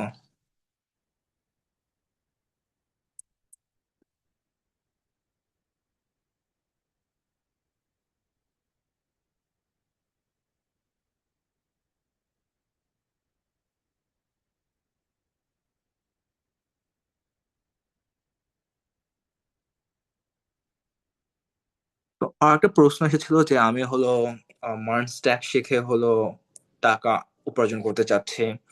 আম, আমি যেটা বলবো যে হলো মার্ন স্ট্যাক হলো একটা টুল টু বিল্ড ওয়েবসাইট। বিভিন্ন ধরনের টুল বিভিন্ন সময় বিভিন্ন সময় আসবে। এখন বড় একটা ক্রেজ যাচ্ছে এআই দিয়ে সবকিছু করানোর। এআই পর আরো অনেক কিছু রেভলিউশনারি এআই আসতে পারে, যেমন হলো এজেন্টিক এআই, যেটা হলো তুমি বলবা ও তোমার ভিতরে যে কাজ করতে পারবে তোমার ল্যাপটপে। তোমার কোনো কোনো তোমার কোনো ডাবল চেক করা দরকার হবে না, স্টাফ লাইক দ্যাট। সো আমি বলবো যে ইনস্টেড অফ লাইক তুমি খুব বেশি চিন্তা করছে, তুমি হলো ফোকাস করো যে তুমি কি কি জিনিস শিখতে পারো। কেন এখনকার যুগে যেটা আমরা আমেরিকা দেখি, যে মানুষ যারা শুরু করে না ইউজ করে কোনো কিছু, বা ওরা মনে করছে এই জিনিসটাই আমার, এই জিনিসটা যদি না পারি আমাকে অন্য কিছু শিখতে হবে, তারাই ভালো করতেছে। বা যারা আটকে আছে যে আমি এর বাদে কিছু শিখবো না, ওরা হলো অনেক সময় ঝরে পড়তেছে। তো আমি বলবো যে তুমি মার্ন স্ট্যাক যেহেতু শিখেছো, মার্ন স্ট্যাকের সাথে তুমি দেখো যে এআই ইন্টিগ্রেশন কিভাবে করা যেতে পারে। এখন বিভিন্ন কোম্পানি হলো ওদের নিজস্ব এআই চ্যাটবট রাখে। লাইক এক সময় কল সেন্টারে তুমি কল করতা, এখন কল সেন্টার বাদ দিয়ে ওরা এআই চ্যাটবট রাখতেছে। তো তুমি তোমার মার্ন স্ট্যাকের সাথে প্রজেক্টের সাথে এআই চ্যাটবট অ্যাড করার চেষ্টা করো যে হলো ওই এআইটা হলো পার্টিকুলার ডেটা সেটের উপর কাজ করতে পারে নাকি না। একটা এক্সাম্পল দিতে পারি, ধরো হলো তোমার কোম্পানি কাজ করতেছে হলো আহ, তোমার কোম্পানি হলো বিক্রি করে হলো নাইকের জুতাগুলো, but instead of like selling the original ones, তোমার সেল করা হলো সেকেন্ড হ্যান্ড গুলো। তো তুমি ওখানে দিতে পারো যে এই জুতার কোয়ালিটি কেমন, কোথায় তুমি ডেটাগুলো পাইছো, স্টাফ লাইক দ্যাট। এরপরে মানুষ আসলে তোমার বলো যে এই জুতাটা কয়বার সেল করা হয়েছে, এই জুতার ম্যানুফ্যাকচারিং হবে, এটা জিনিসপত্র তুমি অ্যাড করতে পারো। লাইক তোমার পার্সোনাল ডেটার উপর এআই চ্যাটবটকে ট্রেন করে তোমার প্রজেক্টে লাগাই দাও। ওই টাইপের মার্ন স্ট্যাক এখন চলতেছে। তার পাশাপাশি হলো এখন হলো এআই কিন্তু অনেকটাখানি ফ্রন্ট এন্ড কাজ করতে পারে। তো তুমি যদি তুমি যদি ভালোভাবে ব্যাক এন্ডের কাজ শিখতে পারো, ব্যাক এন্ডে এখন স্ট্রাগল করো, লাইক রিসেন্টলি হলো অনেক ধরনের ওয়াই কম্পানির অনেক কোম্পানি আছে যারা ব্যাক এন্ডটাকে ইমপ্রুভ করার চেষ্টা করতেছে। ওই ব্যাক এন্ডের কাজটা তুমি ভাবে শিখতে পারো, দেন তোমার আপাতত তোমার জিনিসটা তুমি হলো লাইক তোমার এআই তোমার ওই জিনিস এআই তোমাকে কেউ রিপ্লেস করতে পারবে না ব্যাক এন্ডের ক্ষেত্রে। বাট এই ব্যাক এন্ডও কয়েকদিন পরে এআই শিখে ফেলতে পারবে, কেন at the end of the day ও শিখতেছে হলো ডেটার উপরে, যত ডেটা অ্যাভেলেবিলিটি আছে তত বেটার কাজ করতেছে। বাট এআই যেখানে যেখানে খুব খারাপভাবে কাজ করে সেটা হলো এআই কমপ্লেক্সিটি গুলোকে ঠিক মতো বুঝতে পারে না। যেমন হলো আমি যখন প্রজেক্টটা বানাচ্ছিলাম আমার অ্যামাজনের ইন্টার্নশিপে, আমি এআই ইউজ করতেছিলাম হেভিলি, অ্যান্ড এআই আমাকে বলছে বিভিন্ন ধরনের জিনিসপত্র হলো, বাট ও বলছে যে এইভাবে জিনিসটা কাজ করাও, এইভাবে ল্যাম্বডা চেঞ্জ করাও, তোমার ল্যাম্বডা চেঞ্জ করাও, এইভাবে এসটি বাকেটে ফিট করাও, এইভাবে হলো এসটি বাকেটে ফিট করার পর এইভাবে তুমি ডেটাগুলো কালেক্ট করো তোমার ডেটাবেসে, অ্যান্ড অনেক ধরনের লাইক ইনস্ট্রাকশন দিচ্ছিল আমাকে। দিন শেষে তোমাকে বুঝতে হবে যে তুমি হলো কোন জিনিসটা ইউজ করবা, কেন এআই তোমাকে র্যান্ডমলি অনেক ইনস্ট্রাকশন দেবে, এবং এআই মেইন টার্গেট হলো সবসময় প্লিজ করা। যেমন আমি যখন মাঝে মাঝে কাজ করি বিভিন্ন ধরনের জিনিসপত্রতে, ও বলে হ্যাঁ জিনিসটা পারফেক্ট, এখানে কোনো গ্যাপ নাই, বাট আমি জানি যে টেস্ট কেসটা দিলেও কাজ করতে পারবে না, প্রোগ্রামটা কাজ করবে না। সো তোমাকে ওই এজ কেসগুলো জানতে হবে যে এই এজ কেসগুলোতে কাজ করবে না। আর এটার জন্য তোমাকে বেশি করে প্র্যাকটিস করতে হবে, এবং বেশি বেশি করে হলো কনসেপ্টগুলো আন্ডারস্ট্যান্ড করতে হবে। এবং অনেক সময় থাকে এআই, যেমন হলো আমাদের ওই যে আমি আগেও মেনশন করলাম যে আমি যখন প্রজেক্ট কাজ করতেছিলাম, এআই হলো আমাদের AWS আইওটি কনফিগারেশনটা করতে দিচ্ছিল না। এআই তে আমি অনেকবার পুট করেছিলাম, পরে যখন আমরা বেসিক্যালি ডকুমেন্টেশন রিড পড়ে পড়ে আমরা যখন আমাদের পলিসিটা লেখার পর আমরা যখন কনফিগার করি আমাদের বিকেনটাকে বা রিসিভারটাকে, ওই সময় পারফেক্টলি কাজ করে। তো অনেক সময় এআইও তোমাকে পারফেক্ট অ্যান্সার দিতে পারবে না। আর ওটা বেস্ট এক্সাম্পল হলো আমার অ্যামাজনের ইন্টার্নশিপ, আর আমি যে ক্যাপস্টোন প্রজেক্ট কাজ করতেছিলাম, এআই পুরো পারফেক্ট ইনস্ট্রাকশন দিতে পারে না সবসময়।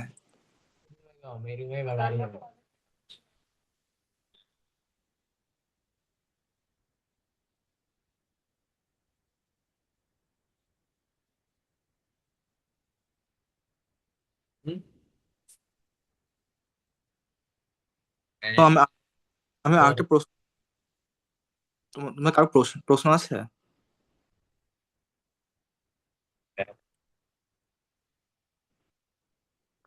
এখানে একটা প্রশ্ন এসেছিল মায়েশের কাছ থেকে। মায়েশা বলছে যে আমি হলো পাইথন শেখা শুরু করেছি।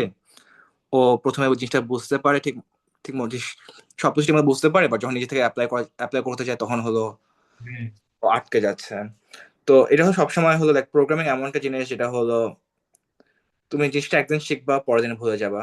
এটা সেম জিনিস হলো, ধরো তুমি যখন ক্যালকুলাস শেখা শুরু করেছিলাম ক্লাস 11-এ, তুমি ক্লাস 11-এ পড়ে থাকো, তখন আমার প্রথম দিন ক্যালকুলাসে আমার কোচিং এ যে আমি শিখলাম, আমি এই জিনিসটা কোনো ব্যাপারই না, আমি পরীক্ষায় যে ভালো করবো। তা পরীক্ষায় যে আমি পাইলাম হলো 20-এ 0, কেন আমি একটা সলভ করতে পারি নাই। তো আমার সব বন্ধুরা বলে যে তুই তুই না ক্যালকুলাস অনেক ভালো, তুই কিছু পারলি না কেন। এখন আমি হলো আমার বাবা হলো ইঞ্জিনিয়ারিং ব্যাকগ্রাউন্ড থেকে বই থেকে পড়ালেখা করেছে। আমার বাবা বলে যে দেখো, তুমি প্রথমবার যখন সলভ করো জিনিসটা সোজা মনে হতে পারে, জিনিসটা তোমার কাছে মনে হতে পারে এই জিনিসটা আমি বারবার করে, এটা কোনো ব্যাপারই না। কিন্তু তুমি যদি ওভার টাইম জিনিসটা সাস্টেন করতে চাও, তোমাকে অনেক বেশি প্র্যাকটিস করতে হবে। এখন মাসিক আমি যেটা বলবো যে তুমি যেহেতু শেখা শুরু করেছো, প্রথমে এসে কনসেপ্টটা শেখো, কনসেপ্ট শেখার পর প্র্যাকটিস করো। ধরো হলো তুমি শিখতেছো আজকে হলো পাইথনে কিভাবে ফাংশন কল করতে হয়। ধরো ফাংশনে কল করে কিভাবে, ধরো তুমি একটা অ্যাডিশনের একটা হলো ফাংশন দেখলা, এখন তুমি ফাংশনটাকে তুমি হলো আর একটা জায়গা থেকে কল করবা। ধরো তুমি একটা একটা হলো আর তুমি ফাংশনে কল করবা, ওই জিনিস শিখলা। অ্যাডিশন কিভাবে কল করতে হয়, ধরো তুমি ফাংশন হলো ডিফাইন অ্যাড, দেন তুমি A, B দিলা, এন্ড এরপরে তুমি হলো তারপর তুমি সাম দিলা, সাম ইজ ইকুয়াল টু A+B, দেন তুমি দিলা রিটার্ন সাম, এন্ড দেন তুমি কল করা শিখতে পারলা। এটা খুব সিম্পল একটা ফাংশন লিখলা, তুমি খুব কনফিডেন্ট। আমি যখন যখন তুমি অ্যাডিশন করতে পারলা, একটা একটা সাবট্রাকশনে কাজ করো, তার পাশাপাশি একটা মাল্টিপ্লিকেশনে কাজ করো, এরপর একটা ডিভিশনে কাজ করো, ওটা ওটা করা শেষ। চারটে ডিফারেন্ট ফাংশন করলা। এখন তুমি দেখো চারটে ডিফারেন্ট ফাংশনকে তুমি একটা বড় একটা ক্লাসে ঢুকাতে পারো নাকি না। তো ওই জিনিসটা শিখলা। এরপরে ধীরে ধীরে প্র্যাকটিস করো। লাইক তুমি প্রথমে আমি যেটা বলবো যে ইনস্টেড অফ লাইক সবাই যখন বলে, আমি কিন্তু আমি পার্সোনাল এক্সপিরিয়েন্সে বলি, আমি কিন্তু ক্লাস 9-10 কোনো প্রোগ্রামে শিখি নাই, 11-ও শিখি নাই। 11-এ যেটা আমার কম্পিউটার সায়েন্স ছিল বাংলাদেশে, ওখানে যেসব শিখেছিলাম ওটা মুখস্থ করে শিখেছিলাম বলতে আমি পারতাম না। আর আমেরিকা এসে আমার কম্পিউটার সায়েন্স পড়ার তেমন একটা ইচ্ছাও ছিল না, কারণ আমি মনে করতাম যে এই জিনিসটা হলো ব্রিলিয়ানদের কাজ, আমি অত ব্রিলিয়ান না। বাট আমার প্রফেসর আমাকে যখন আমার অ্যাডভাইসার থাকে, সে বলে যে তুমি যে শেখো না, দেখো জিনিসটা ভালো লাগে নাকি না। তো আমি প্রথম ক্লাসে গেলাম। প্রথম ক্লাসে আমাদের আমেরিকা যেটা আমার থাকে ক্লাসে, যে আমাদের 5টা ইন্ডিভিজুয়াল প্রজেক্ট থাকে। যে প্রজেক্টটার হলো ইনস্ট্রাকশন দেওয়া থাকে যে তুমি এইটা জিনিসপত্র আমার চাই। ধরো প্রথম প্রজেক্ট ছিল যে আমার একটা হলো ভিডিও ইমেজ ক্লাসিফিকেশন প্রজেক্ট, যে একটা হিউম্যান এবং একটা কুকুরের, একটা মানুষ এবং একটা কুকুরের ছবি দিলে ওই আমার আমার প্রোগ্রামটা ক্লাসিফাই করতে পারবে নাকি না। তো আমি সব জিনিসপত্র ট্রাই করলাম। প্রথম থেকে আমি কিছু পারতেছিলাম না, কেন আমার সাথে যারা পড়তো তারা সবাই শিখে থেকে আসতো আগে থেকে। আর আমি আর আমার একজন বয়স্ক বয়স্ক লোক পড়তো আমার সাথে, উনি আর আমি বেস্ট ফ্রেন্ড হলাম, কেন আমরা দুজনে কিছু পারি না। তো উনি আর আমি অনেক প্র্যাকটিস করতাম দুজন মিলে। প্র্যাকটিস করতে করতে একসময় জিনিসটার প্রতি আমাদের নেক চলে আসে। আর যে বয়স্ক মানুষ ছিল সে হলো প্রায় 65 বছর বয়সের। তো ওর পর থেকে আমি ওনার সাথে প্র্যাকটিস করতাম, উনি আমাকে প্রশ্ন জিজ্ঞেস করতো, আমি অনেক প্রশ্ন জিজ্ঞেস করতাম। তা এইভাবে করতে করতে আমরা অনেক বেশি ভালো জিনিসটা বুঝতে পারলাম, জিনিসটাকে খুব ভালোভাবে কনসেপ্ট টু কনসেপ্ট আন্ডারস্ট্যান্ডিং করতে পারলাম। এরপর পাইথন খুব সহজ হয়ে গেল লেখা। কিন্তু পাইথন লেখা সহজ হওয়ার পরেও কিন্তু আমার বড় বড় প্রোগ্রাম বানাতে পারি না কখনো আমি, যে ধরো এপিআই কল করে কিছু বানানো, বা হলো পাইথন ইউজ করে কোনো হলো মেশিন লার্নিং মডেল বানানো, ওসব কিছু করতে পারতাম না, কারণ ওগুলো নিয়ে ধারণা ছিল না, কিছু পারতামও না। তো এরপরে কি করলাম, আমরা হলো ইউটিউবে ভিডিও দেখা শুরু করলাম, ইউটিউবে ভিডিও দেখে দেখে সলভ করলাম। এরপরে ইউটিউবে ভিডিও দেখে সব যখন কপি পেস্ট করতাম তখন সব ইজি লাগতো। বাট যখন ইউটিউব বাদ দিয়ে যখন নিজে থেকে ট্রাই করতাম কিছু ভালো আসতো না। এরপর যেটা যেটা হলো আমি যেটা করা শুরু করি সেটা হলো বিভিন্ন ধরনের ছোট ছোট প্রজেক্ট না শুরু করে। ধরো হলো ওয়েবসাইটের হলো সাইন সাইন ইন পেজ, ওটা বানাই। এরপরে হলো ওয়েবসাইটের হলো লগ আউট পেজ, ওটা বানাই। সবকিছু একসাথে বড় কিছু বানানোর চেয়ে আমি জিনিসটা ভাগ ভাগ করে নিলাম। এরপর আমি সাইন ইন, লগ আউট, তার পাশাপাশি হলো ওয়েবসাইটের ভিতরে 5-6টা পিকচার পুট করা, তার পাশাপাশি পিকচারের নিচে কিছু একটা লেখা, ওগুলো নিয়ে শুরু করলাম। তখন এআই অত ভালো ছিল না যখন আমি শুরু করেছি শেখা। এরপর থেকে আমি বুঝতে পারলাম যে এই জিনিসগুলো এইভাবে কাজ করে, এইচটিএমএল এইভাবে কাজ করে করে। তো আমি ওভাবে কাজ করা শুরু করলাম। এরপর আমি যখন সেকেন্ড ইয়ারে পড়ি তখন থেকে আমি মেশিন লার্নিং শুরু করি। তো মেশিন লার্নিং শেখার জন্য আমাদের ক্যাম্পাসে ডেটা অ্যানালিসিস অনেকগুলো কোর্স ছিল, মেশিন লার্নিং, রিইনফোর্সমেন্ট লার্নিং এর উপরে, ওগুলো নেওয়া শুরু করলাম। ওখানে শিখলাম বেসিক কনসেপ্টগুলো শেখায় ক্যাম্পাসে। আমাদের ক্যাম্প লাইক ইউএস এর প্রত্যেকটা ইউনিভার্সিটি বেসিক কনসেপ্ট শেখায়। তুমি যখন অ্যাপ্লাই করতে চাও তোমার নিজে থেকে শুরু করতে হবে। এরপর আমি আমার প্রফেসরকে বললাম যে আমি জিনিসটা আমার এই জিনিসের প্রতি আকর্ষণ আছে, যে আমি একটা মডেল সিস্টেম বানাতে চাই যেটা হলো বাংলাদেশের হলো প্রেডিক্ট করতে পারবে বাংলাদেশে কখন হলো সামাজিক যেসব মুভমেন্ট গুলো হয় কখন হবে না হবে। তো ওই সময় আমি রিইনফোর্সমেন্ট লার্নিং ভাবে শিখলাম যে রিইনফোর্সমেন্ট লার্নিং কিভাবে ইউজ করতে হয়, তারপর টেন্সর ফ্লো কিভাবে ইউজ করতে হয়, তারপর হলো পাইটর্চ কিভাবে ইউজ করতে হয়। তো আমি যেভাবে বলবো যে তুমি শুরু করো খুব সিম্পল জিনিস দিয়ে, এরপরে প্র্যাকটিস করতে থাকো। আর প্রোগ্রামিং হলো প্র্যাকটিসের উপরে, তুমি যদি প্র্যাকটিস না করো জিনিসটা তোমার শেখা খুব ডিফিকাল্ট। লাইক একদিন শিখলে যে পরের দিন পারবা এটা হলো কখনোই না। আমার প্রায় 4 বছর লাগছে একটু ভালোভাবে শেখার জন্য। এখন 4 বছর পরে আমি হলো অনেক সময় আটকে যাই, অনেক সময় মাসে ফোন করে জিজ্ঞেস করতে হয়। আর একটা জিনিস বেশি ইম্পর্টেন্ট জিনিস যেটা বলবো, যে প্রোগ্রামিং এ তুমি জিনিসপত্র ভুলে যাবা, বা তোমার ডকুমেন্টেশন রিডিং করার অভ্যাস থাকতে হবে। হ্যালো। হ্যালো, তোমাদের আর কোনো প্রশ্ন আছে? আমাকে স্যার বললো না, আমি তোমাদের চেয়ে অত বয়সে বড় না, আমাকে ভাইয়া বলে বলতে পারবা। হ্যাঁ, ইদরাক তোমার প্রশ্ন কি ভাইয়া?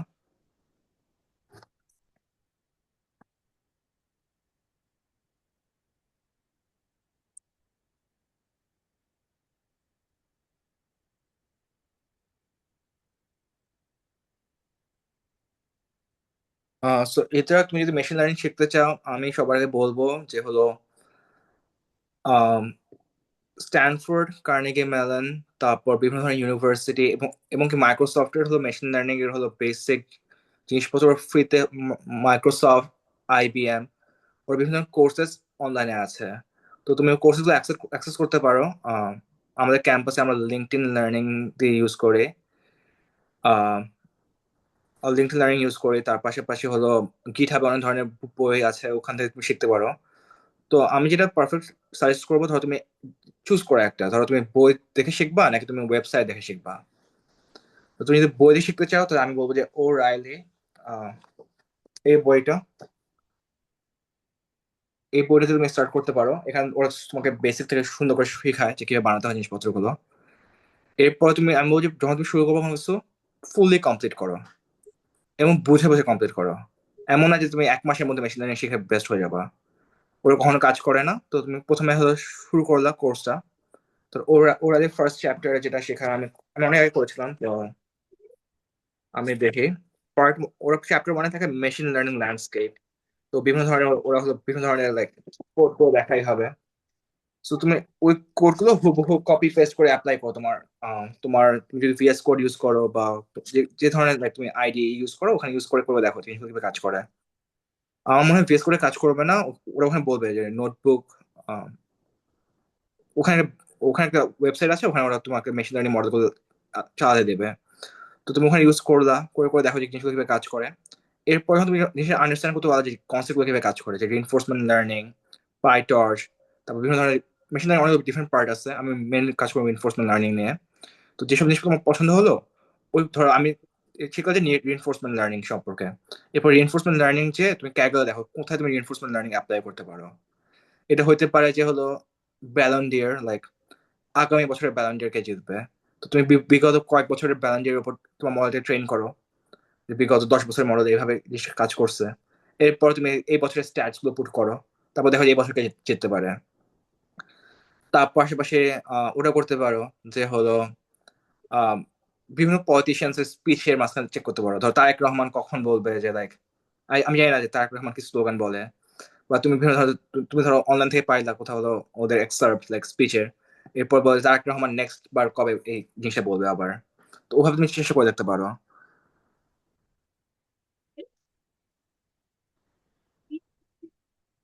তো ওভাবে তুমি স্টার্ট করলে তুমি ধীরে ধীরে তুমি আগাতে পারবা। আহ, এরপর আরেকটা প্রশ্ন আছে যে ভাইয়া, are there any specific courses you would recommend from any specific university বা ওয়েবসাইট? আমি স্ট্যানফোর্ডের কোর্সগুলোকে বেশি প্রিফার করি, কেন ওরা হলো খুব বেসিক থেকে শুরু করা জিনিসগুলো শেখানো, এরপর ধীরে ধীরে আগায়।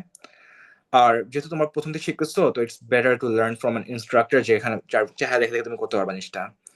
এরপর যখন তুমি আন্ডারস্ট্যান্ড করতে পারলা, এরপর তুমি গিটহাবে অনেক ধরনের রিপো আছে, মাইক্রোসফটের ওপেন সোর্স রিপো আছে, যেখানে ওরা হলো কোপাইলট কিভাবে বানাতে হয়, অ্যাপ্লাই করতে হয়, বিভিন্ন জিনিসপত্র আছে। মেটাও হলো লামার উপর অনেক ধরনের রিপো ওপেন করে রাখছে, যেগুলো তুমি ট্রাই করে দেখতে পারো। তো সবার আগে স্ট্যানফোর্ড থেকে শেখো, এরপরে মেটা, মাইক্রোসফটের ট্রাই করতে পারো, কেন ওদের ইন্ডাস্ট্রি, যেহেতু ওরা ইন্ডাস্ট্রিয়াল লিডিং কোম্পানিজ, ওদের ওদের ওরা যেগুলো নিয়ে আসে ওগুলো ইন্ডাস্ট্রি স্ট্যান্ডার্ড হয়ে যায়। তো ওগুলোতে ট্রাই করে দেখতে পারো। বাট আমি সাজেস্ট করবো যে কোন পার্টিকুলার ইউনিভার্সিটি হলে স্ট্যানফোর্ড এর ওই এআই ভিডিও গুলো, স্ট্যানফোর্ড আমি ভুলে গেছি ওদের ওদের ওয়েবসাইটটার জিনিস, বাট আমি তোমাদের সেন্ড করতে পারবো যে কি কি আছে না আছে। আহ এখন সে করেছে আমার রিসার্চ জার্নি সম্পর্কে। তো আমি হলো 2023 সালের জানুয়ারিতে হলো আমেরিকা আসি। আমেরিকা আসার পরে প্রথম আমি আসি হলো একটা অফ সেমেস্টারে, লাইক আমাদের সেমেস্টার শুরু হয় 2022 সালের অগস্টে। আমি আসি হলো প্রায় 6 মাস পরে, কারণ এটা আমার এইচএসসি কমপ্লিট হয় না। তো আমার যেখানে এখানে যে অ্যাডভাইসার ছিল ওরা বলছে যে এইচএসসি কমপ্লিট করে তুমি আসো এখানে। তো আমি এইচএসসি কমপ্লিট করে আসি জানুয়ারি মাসের 6 তারিখে। প্রথম জানুয়ারি মাসে হলো আমি হলো কোনো কম্পিউটার সায়েন্সের ক্লাস নেই নাই। আমি হলো আমার প্রফেসর, আমি বিজনেসের ক্লাস করতেছিলাম। আমাদের ক্যাম্পাসে সবচেয়ে ফেমাস সাবজেক্ট যেটা পড়ানো হয় সেটা হলো বিজনেস। লাইক আমাদের এমবিএ প্রোগ্রামটা হলো পৃথিবীর ওয়ার্ল্ডের টপ 30 এমবিএ প্রোগ্রামের মাঝখানে আছে। তো আমি ভাবলাম যে যেহেতু এটা পপুলার, এটা শিখে। তো আমি আমার সেকেন্ড সেমেস্টার কম্পিউটার সায়েন্সে কাজ করা শুরু করি। এই সময় আমার পরিচয় হয় আমার 3 জন প্রফেসরের সাথে, যাদের কাছে আমি আমি অনেক কৃতজ্ঞ, যারা আমাকে কাজ করার সুযোগ করে দিয়েছিল। প্রথমে হলো ডক্টর তিশাস, তিনি হলো বাংলাদেশের। তারপর ডক্টর জাসার এবং ডক্টর হাদান। তো ওনারা আমাকে হলো বিভিন্ন ধরনের লাইক প্রজেক্টের মাধ্যমে, like, ওনারা দেখে যে আমার ইন্টারেস্ট আছে জিনিসগুলো। আমার ইন্টারেস্ট ছিল হলো ক্লাসের মধ্যে, আমার ইন্টারেস্ট আমার কাছে ছিল না। আমি বাংলাদেশে থাকতে আমি ক্লাসে বেশি মনোযোগ ছিলাম না। বাট আমার ইন্টারেস্ট ছিল like বিভিন্ন প্রবলেম সলভ করার দিকে। Like, এই জিনিস ধরো আমি যখন ডক্টর হাদারের ক্লাস করছিলাম তখন আমি শিখেছিলাম স্ট্যাটিস্টিক্স অ্যাপ্লাই করতে হয়। তো আমি ওনাকে বলছিলাম যে আমি তো কম্পিউটার সায়েন্সের ক্লাস ক্লাস ক্লাস করছি, তো আমি এই স্ট্যাটিস্টিক্সটা আপনার যে জিনিস শিখলাম ওকে আমি কোনো মেশিন লার্নিং মডেল অ্যাপ্লাই করতে পারবো নাকি না। তো উনি আমার প্রথম অপরচুনিটি দেয় রিসার্চে কাজ করার জন্য, যেটা আমরা সেন্ট্রাল ফ্লোরিডা যে জু আছে ওটার জন্য কাজ করি। ওখান থেকে আমি হলো ধীরে ধীরে বুঝতে পারি যে রিসার্চের লিটারেচার রিভিউ কিভাবে দেখতে হয়, তারপর রিসার্চ কিভাবে কন্ডাক্ট করতে হয়, প্রথম দিকে আমার দুজন মেন্টর ছিল, ওনার আন্ডারে দুজন স্টুডেন্ট ছিল, ক্যাথরিন আর ভিক্টোরিয়া। ওরা আমাকে হলো হাতে খড়ি শুরু করায় যে এইভাবে জিনিসগুলো তুমি গাইড করবা, এইভাবে সার্ভে করা হয়, এইভাবে তোমার আম, আমেরিকা বা তোমার সার্ভে করার জন্য তোমার কিছু ইনস্ট্রাকশন ফলো করতে হয়, লাইক একটা ডকুমেন্ট সাবমিট করতে হয়, এইভাবে ডকুমেন্টগুলো সাবমিট করতে হয়। এরপরে 1 বছর পর ওরা গ্রাজুয়েট করে, তো আমাকে প্রজেক্টটা টেক ওভার করতে হয় 3 মাসের মধ্যে। তো ওই 3 মাসের মধ্যে আমি হলো জিনিসপত্র শিখি, তারপর ধীরে ধীরে আমি আমার নিজের অ্যাপ্লাই করে, আমার প্রফেসর আমার গাইড করতে থাকে। ওটা হলো আমার ডেটা অ্যানালিটিক্স এর প্রজেক্ট। এর পাশাপাশি হলো আমি আমার কম্পিউটার সায়েন্স ও কম্পিউটার ভিশন নিয়ে কাজ করেছিলাম। তো কম্পিউটার ভিশন নিয়ে কাজ করেছিলাম, ওই ভিশনের জিনিসটা আমার ডক্টর তিশার সাথে শুরু হয়।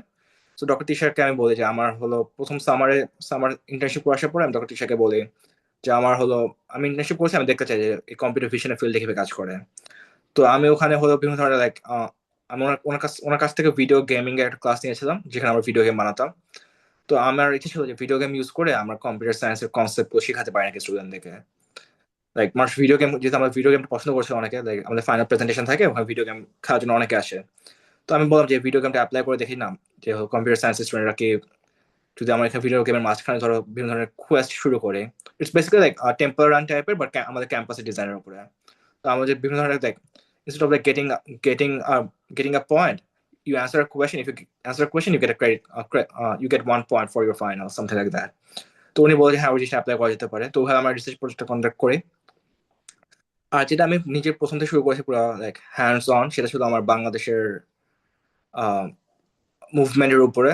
আর এটার প্রতি ইন্টারেস্ট ছিল আমার অনেক আগে থেকে। কেন আম, আমার আমার প্যারেন্টস লাইক আমার বাবা অনেক ভুক্তভোগী ছিল হাসিনা সরকারের সময়, এই কারণে আমার একটা হাসিনা সরকারের প্রতি একটা বিতৃষ্ণা ছিল। তার পাশাপাশি ছিল হলো আহ তার পাশাপাশি হলো আমি যেহেতু এত কিছু শিখছি, আমার দেশের জন্য আমি কিছু করতেছে না কেন, এই জিনিসটা আমার নিয়ে একটা আফসোস ছিল যে আমার কিছু করা উচিত। তো আমি হলো চেষ্টা করছিলাম যে কিছু একটা তৈরি করার জন্য, যেটা আমাদের লাইক সরকার চলে গেলেও বা হলো ক্ষমতায় যদি মানুষ ওয়েবসাইটে ব্লক করে দেয়, মানুষ নিজ থেকে জিনিসটা বানাতে পারবে। খুব সিম্পল একটা প্রজেক্ট, যেটা মাধ্যমে মানুষ বুঝতে পারে যে এই সময় হলো তাদের মাঝখানে হামলা হতে পারে বা না। তো আমি আমার প্রজেক্ট, আমার প্রফেসর ছিল, সে ডারপায় কাজ করতো। ডারপা হলো আমেরিকার রিসার্চ থিঙ্ক ট্যাঙ্ক বলা যেতে পারে। সে বলে হ্যাঁ জিনিসটা বানানো যেতে পারে। আর এই কারণে আমি বলতে গেলে বড় বড় মেশিন লার্নিং মডেল বা কম্পিউটেশন যেগুলো খরচ বেশি থাকে ওগুলো ইউজ করি না। আমি সিম্পল একটা মডেল ছিল এবিএম, যেটা ফ্রিতে ডাউনলোড করতে পারবা। ওই এবিএম এর মাঝখানে কি হবে হলো আমার মডেলের মাধ্যমে অ্যাপ্লাই করে কত দেখতে পারবা যে হলো আজকে আজকে হলো আহ প্রোটেস্টের তীব্রতা কতটুকু হবে। যদি তীব্রতা বেশি হাই থাকে, দেন তুমি you can go in a group of people to protect yourself from whoever is gonna like come after you, stuff like that. So ওখান থেকে আমার হলো প্রজেক্টের আগ্রহটা জাগে, আমি ওনাকে বলি এটা আমার আলটিমেট প্ল্যান। তো আমরা প্রায় 2 বছর ধরে নিয়ে কাজ করে। সো আমার রিসার্চের কাজগুলো ছিল অনেকখানি হলো ভাগ্যক্রমে হলো আমার প্রফেসর আমার পছন্দ করতে এই কারণে এসেছে। আর অনেক অনেক দিক থেকে হলো আমার আগ্রহ ছিল হলো কোন সলভ করার প্রতি। লাইক আমার মিউজিয়ামের যে প্রজেক্টটা ছিল, ওই প্রজেক্টে আমার যে 4জন ফ্রেন্ড আছে যারা সাথে কাজ করতেছে মিউজিয়ামে, ম্যাক্সিমামই ছিল হলো লাইক ইজি প্রজেক্ট করার জন্য। বাট আমাকে হলো আমার ক্যাম্পাস বা আমার কলেজ আমাকে হলো প্রায় ফ্রিতে পড়াচ্ছে আমাকে, তো আমি করতে চাচ্ছিলাম যে ওদের জন্য কিছু ফ্রিতে করি, লাইক এমন কিছু করতে যেটার জন্য আমার ইম্প্যাক্ট থাকে ক্যাম্পাসে, এবং আমরা সাকসেসফুল এটা জিনিসে কাজ করতে পারি এবং আমাদের ক্যাম্পাস এটা নিয়ে খুব খুশি। সো আমার প্রতিদিন ছিল যে মানুষের কিছু দেওয়ার জন্য বা মানুষের কিছু সহযোগিতা করার জন্য। আহ, তোমাদের আরো কোনো প্রশ্ন আছে?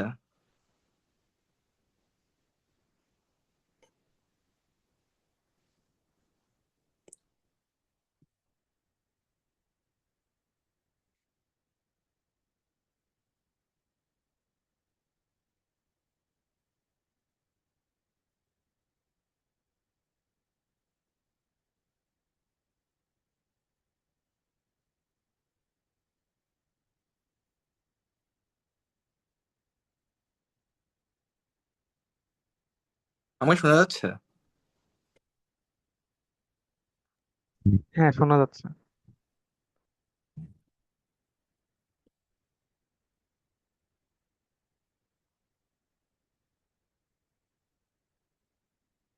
এটা যে প্রশ্নটা আসছে তার লাস্ট পার্টটা আমি অ্যান্সার করি যে ক্যাগল কিভাবে ইউজ করব। আমার ধারণা যে অতনু বড়ুয়া, তুমি এখন আমাদের যে এআই অলিম্পিয়াডটা হচ্ছে সেখানে পার্টিসিপেট করবা। তো এই অলিম্পিয়াডকে সামনে রেখে আমরা কিন্তু অনলাইনে বেশ কিছু মক কন্টেস্ট দিয়ে রাখছি। তুমি এই মক কন্টেস্ট গুলো সলভ করার চেষ্টার মাধ্যমে ক্যাগেল কিভাবে মেশিন লার্নিং এর কোড গুলো করে এটা শেখা শুরু করতে পারো। আর বাকি পার্টটা আমি ছেড়ে দিচ্ছি জুবাইরের জন্য। যে আম, অবশ্য এটা হচ্ছে উনি অলরেডি কভার করছে বিভিন্ন প্রশ্নের উত্তর দিতে গিয়ে, যে এখন যদি এমএল নিয়ে কাজ করতে চায় কিভাবে স্টার্ট করতে হবে, এটা অলরেডি কভার করছে। মডেল বিল্ড করে প্র্যাকটিস করবো নাকি কোনো সিআরএস ফলো করে আগাবো? সিআরএস বলতে কোর্স মনে হয় বোঝাচ্ছে। আম, এটা অলরেডি তো করা হয়েছে, হ্যাঁ। ঠিক আছে, আমি হলো নেক্সট কোয়েশ্চেন অ্যাপ্লাই করি ইদ্রাকের কাছ থেকে, যেটা হচ্ছে, ভাইয়া, do you think AI ML Stanford has better courses than Harvard?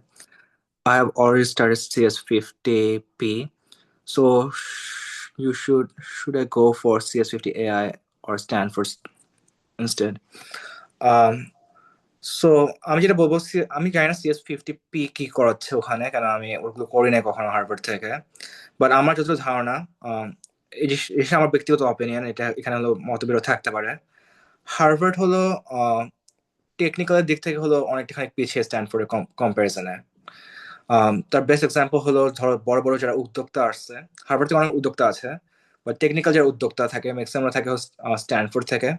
স্ট্যানফোর্ডের একটা হিউজ পাইপলাইন আছে, যারা যারা কাজ করে হলো বড় বড় টেক কোম্পানিতে, লাইক মেটা, অ্যামাজন, ওপেন এআই। সো আমি বলবো যে স্ট্যানফোর্ডরা ওভাবে ক্যারিয়ার করে ওদের স্টুডেন্টের ক্ষেত্রে। এবং তুমি যদি ওয়াই কম্বিনেটরের নাম শুনে থাকো, ওয়াই কম্বিনেটর অনেকগুলো বড় বড় যারা যেসব বড় ফেমাস ফেমাস যারা হলো উদ্যোক্তা আছে ওখান থেকে উঠে এসেছে, ওরা সবাই স্ট্যানফোর্ড থেকে কাজ করে, বা স্ট্যানফোর্ড থেকে ওদের আন্ডার গ্র্যাড করেছিল। তো স্ট্যানফোর্ডের টেকনিক্যাল পাইপলাইনটা অনেক স্ট্রং কম্পেয়ার টু হার্ভার্ড। এর পাশাপাশি লাইক আমেরিকা যদি কম্পিউটার সায়েন্সের ক্লাসের ক্ষেত্রে কম্পেয়ার করা হোক, সেক্ষেত্রে হলো স্ট্যানফোর্ড অনেকটাখানি উপরে থাকবে কম্পেয়ার টু হার্ভার্ড। বাট হার্ভার্ডের কোর্সগুলো অনেক বেটার। তুমি যদি বেসিক যে ওদের প্রোগ্রামিং এর যে ফার্স্ট যেটা CS50 মনে হয় যেটা বললাম, ওটা অনেক বেটার, তুমি ওখানে শিখতে পারো। তো আমি বলবো না যে তুমি হলো একখান থেকে বাদ দিয়ে আরেকখানে যাও, যেটা আমি বলবো যে তুমি যেটা শিখতেছো ওটা পারফেক্টলি শেখো আগে। কেন, তোমাকে এখানে লাফালাফি করলে অনেক সময় অনেক ভোগান্তিতে পড়বা। আমি আমার যে লাইফের একটা এক্সাম্পল থেকে দেই। আমি যখন ফার্স্টে যখন আমি প্রোগ্রামিং শুরু করি, আমি অনেক খুঁজে গেছিলাম, যে আমি বলছি আমি আজকে এটা বানাবো, কালকে ওটা বানাবো, এটা বানাবো, হ্যাঁ বানাবো, তেন বানাবো। আমি অনেক বড় বড় বড় বড় স্বপ্ন দেখতেছিলাম। তো আমি ভাবে শুরু করতাম যে প্রথম দিন হলো আমি বানানো শুরু করছিলাম হলো আমার personal website, personal portfolio website. ওটা আমি ইউটিউব থেকে হুবহু কপি পেস্ট করলাম। কপি পেস্ট করার পর আমার ছবি টবি ওখানে অ্যাড করলাম, পারফেক্টলি জিনিসটা আপলোড, নেটলিফাই দিয়ে আমি হলো আমার জিনিসটাকে আপলোড করে রাখলাম। এরপরে আমি জিনিসটা যেটা করলাম, তারপরে আমি বললাম যে না, আমি এখন একটু মেশিন লার্নিং শিখবো। তো মেশিন লার্নিং করতে যে আমি হলো এই যে ওরালের বইটা পড়া শুরু করলাম। অর্ধেক পরে আমি বললাম যে না, এটা ভালো লাগতেছে না, অন্য কিছু করে এখন। তো অন্য কিছু করতে যে আমি বললাম কি কি করবো, এখন আমি একটা ব্যাক এন্ড বানাবো, জাভা বেসড ব্যাক এন্ড বানাবো। সবাই বলছে এখানে এটা করলে চাকরি চাকরি পাওয়া যাবে। তো জাভা বেসড ব্যাক এন্ড বানানো শুরু করলাম, কপি পেস্ট করা। তো প্রায় 6 মাস এগুলো করার পরে আমি হলো আমার প্রফেসরের কাছে গেছি, আমার অ্যাডভাইজার। আমার অ্যাডভাইজার আমাকে বলে যে হলো, তাহলে তুমি এই 6 মাসে কি কি শিখলা?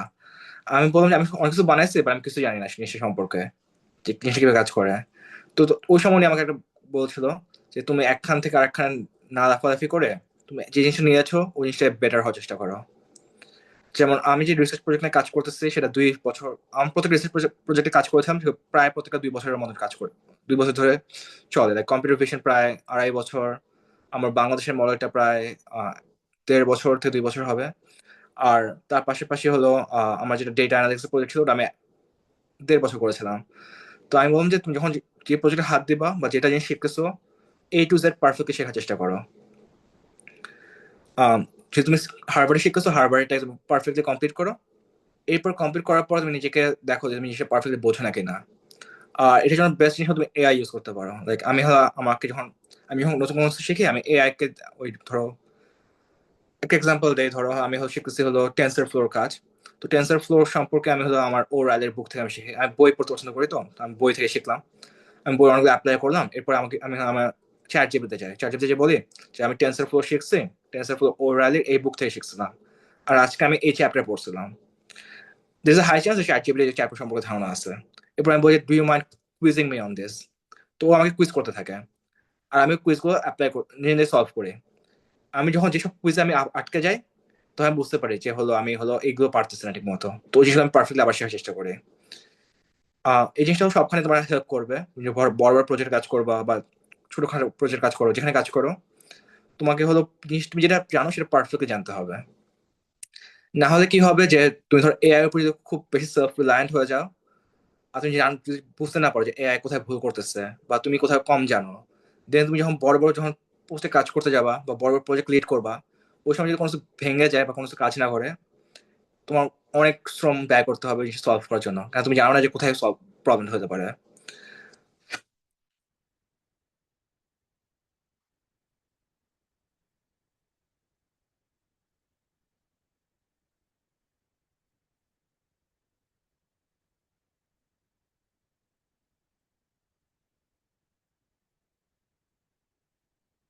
আহ একজন প্রশ্ন করেছে যে ওর একটা রোবোটিক্স এর প্রতি আগ্রহ আছে এবং ও ওখানে থাকতে চায়, ওখানে এআই এমএল অ্যাড করতে চায়, এবং ও যদি হলো জাম্প না করতে থাকে একখান থেকে আরেকখানে। আমি যেটা বলি যে হলো, আমি যেটা আমার জন্য করি, আমার সেমিস্টার শুরু হওয়ার আগে আমার একটা লং টার্ম একটা প্ল্যান থাকে যে এই 5 মাসের মধ্যে আমি এই পার্টিকুলার জিনিসটা শেষ করতে চাই, এই পার্টিকুলার জিনিসটা পারফেক্টলি ফিক্স পারফেক্টলি সলভ করতে চাই। তো আমি ওরকম করে একটা টার্গেট ঠিক করো যে তুমি রোবোটিক্স নিয়ে তোমার এলাকার বা তোমার বাসার বা তোমার পার্সোনাল লাইফের এই জিনিসটা সলভ করতে চাও। আমি একটা এক্সাম্পল দিই, যেমন আমি হলো আমি আমার আমি গুগল ক্যালেন্ডার, আউটলুক ক্যালেন্ডার, তারপর আমার অনেক ধরনের ক্যালেন্ডার আছে। তো বিভিন্ন, আমি যেখানে যেখানে কাজ করি এখানে ক্যাম্পাসে বিভিন্ন প্রফেসর বিভিন্ন ধরনের ক্যালেন্ডার ইউজ করে। তো আমার ইনভিটেশন গুলো বিভিন্ন ক্যালেন্ডারে আসে। তো আমি কি করছিলাম যে আমি প্রত্যেকটা ক্যালেন্ডারে এপিআই বের করে আমার আমার পার্সোনাল একটা ওয়েবসাইটের মধ্যে ঢুকাই দিচ্ছিলাম। এটা ছিল আমার প্রজেক্ট ছিল, যে instead of like having multiple calendars and checking them all the time, I want to check them through one particular website. So আমি যেটা করছিলাম, আমি ইউটিউবের হেল্প নিয়েছিলাম, চ্যাট জিপিটির হেল্প নিয়েছিলাম, হেল্প নিয়ে আমি যেটা বানালাম। সো ওভাবে তুমি একটা তোমার টার্গেট ঠিক করতে পারো যে আমি রোবোটিক্স এই প্রজেক্টটা বানাবো। আমি রোবোটিক্স সম্পর্কে খুব কম ধারণা আছে, তো আমি বলতে পারবো না যে কি ধরনের প্রজেক্ট বানায় ওখানে। বা ধরো তুমি একটা প্রজেক্ট বানাতে চাচ্ছ যে তোমার লোকাল মসজিদের জন্য বা লোকাল মন্দিরের জন্য, তো তুমি ওই জিনিসটা মাথায় রেখে তুমি ওই প্রজেক্টটা সলভ করার চেষ্টা করো 6 মাসের মধ্যে। তোমার এর বাদে তুমি সাইড প্রজেক্ট কোনো কিছু হাত দিও না, এবং তোমার ওই প্রজেক্ট বানানোর জন্য তোমাকে অনেক কিছু শিখতে হবে। আহ, একটা বেস্ট বেস্ট একটা জিনিস বলি যে প্রোগ্রামারদের বেস্ট বেস্ট হাতিয়ার বা বেস্ট ওয়েপন হলো ডকুমেন্টেশন। সো ডকুমেন্টেশন যখন তুমি পড়তে থাকো, তখন ডকুমেন্টেশন পড়তে পড়তে আমি বুঝতে পারবো যে কোথায় কি আছে না আছে, কিভাবে জিনিসপত্রগুলো কাজ করে। তো ওখান থেকে তোমার অনেক ধারণা আসা শুরু করবে। সো তুমি একটা বড় একটা প্রজেক্ট মাথায় রাখো, মাথায় রেখে ওটার জন্য কাজ করো।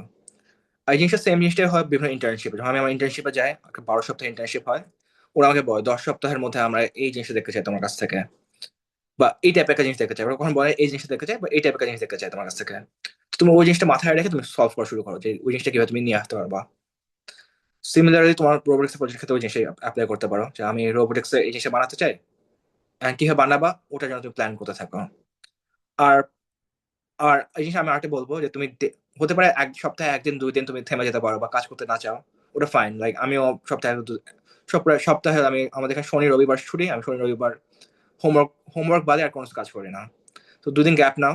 বাট যখন তুমি দেখছো তোমার গ্যাপটা প্রায় 7 থেকে 8 দিন হয়ে যাচ্ছে, তুমি ইন্টারেস্টেড না, তখন বুঝতে হবে যে তুমি হলো পিছায় পড়তেছো।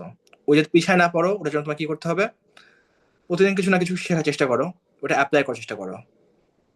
এবং সবসময় এটা মাথায় রাখবা যে তুমি যেটা অ্যাপ্লাই করতেছো ওটা ওদিন কাজ নাও করতে পারে। যে আমার মিউজিয়ামে যে প্রজেক্টটা বানালাম, ওই প্রজেক্টটা বানানোর জন্য প্রায় 1 মাস ধরে আমাকে ট্রাই করছি, 1 মাস ধরে কাজ করে নাই। আমার বাকি যেসব, লাইক আমার যে বাকি সব বাকি ফ্রেন্ডরা ছিল, ওদের গ্রুপটা হলো এমভিপি বানায় ফেলছিল, যে ওদের একটা এমভিপি আছে যেটা কাজ করে। আমাদের এমভিপি তো দূরের কথা, আমাদের হলো প্রজেক্টের ফার্স্ট স্টেপ পর্যন্ত কাজ করতেছিল না ঠিক মতো। বাট আমরা 1 মাস ধরে কিন্তু রেগুলার ট্রাই করছে, রেগুলার শেখার চেষ্টা করছে, ডকুমেন্টেশন পড়ছে, তারপর হলো আমরা বিভিন্ন ধরনের হলো মানুষের কথা বলছে।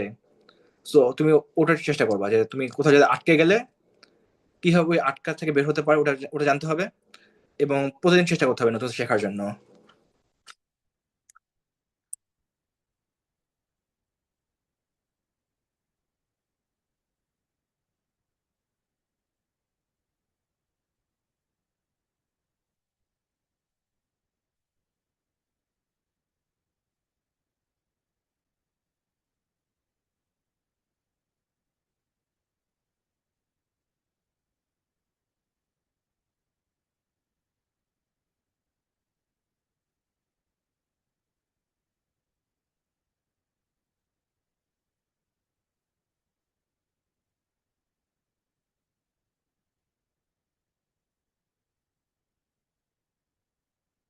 তোমাদের আর কোনো প্রশ্ন আছে?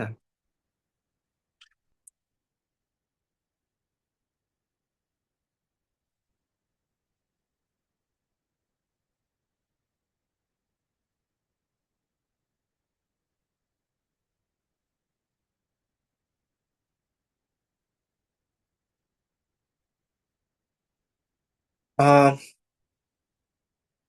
এই বিষয় নিয়ে আমার ধারণা খুব কম, যেটা লাস্ট কোয়েশ্চেন এসেছিল যে আমার এসে যে চ্যাট জিপিটিতে লেখা হয়েছে নাকি না, সেটা কিভাবে বুঝতে পারবো। এই জিনিসটা নিয়ে আমি তেমন একটা ঘাটাঘাটি করি নেই। বাট আমার যত ধারণা আছে যে এআই সেন্টেন্সেস গুলো স্ট্রাকচার গুলো তুমি পড়তে পড়তে গেলে বোঝা যায় যে কোথাও কোন এআই থেকে দেখা হয়েছে। বাট অনেক সময় যখন তুমি গ্রামারালি বা কোনো সময় তোমার সেন্টেন্সের স্ট্রাকচার চেঞ্জ করবা বা গ্রামারালি সাজেশন ইউজ করে কোনো চেঞ্জ করবো, ওই সময় ওগুলো এআই ফ্ল্যাগড হয়ে যায় সামহাও। সো এই বিষয়ে আমার খুব কম ধারণা, তো আমি এটা নিয়ে পারফেক্টলি বলতে পারবো না অ্যান্সারটা তোমাদেরকে। বাট এটা নিয়ে এটা একটা হতে পারে তোমার প্রবলেম, যে তুমি কিভাবে এআই, কোনটা এআই রাইটিং কোনটা এআই রাইটিং না, কিভাবে ডিটেক্ট করবা। মেবি দেখ তুমি এই জিনিসটাকে ইউজ করে তুমি একটা মডেল তৈরি করতে পারো। লাইক তোমার মডেলটা ট্রেন করতে পারো, ধরো পারফেক্ট এক্সাম্পল দিয়ে ধরো তুমি 50টা এআই রাইটিং দিলা তোমার মডেলকে, ট্রেন করলো ওটাকে যে এটা হলো এই টাইপের রাইটিং গুলো এআই রাইটিং। এরপর 50টা দিলা হিউম্যান রাইটিং, এই টাইপের গুলো হিউম্যান রাইটিং। এরপর তুমি তোমার মডেলে তুমি পুট করলো আরেকটা রাইটিং, যেটা তুমি পার্সোনালি লিখলা বা এআই রাইটিংকে দিলা। এরপর দেখো তোমার মডেল অ্যাকিউরেটলি কতটুকু জেনারেট করতে পারে। সো ওভাবে তুমি ট্রাই করে দেখতে পারো একটা প্রজেক্টে।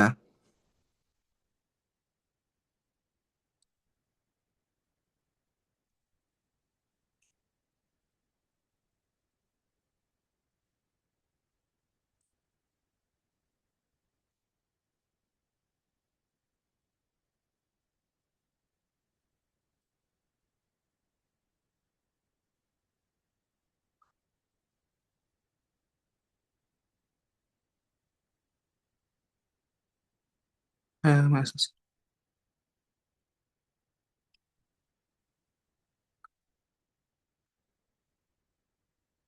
মাহমুদ হাসানকে প্রশ্ন করেছে। মাহমুদ হাসানের প্রশ্নটা আমি বাংলাদেশ এ অলিম্পিক অ্যাসোসিয়েশনকে বলবো অ্যান্সার করার জন্য। কেন আমি এটার সাথে যুক্ত হয়েছে রিসেন্টলি, সো আমার ধারণা খুব কম যেটা কিভাবে কাজ করে, তো তুমি পারবা নাকি পারবা না।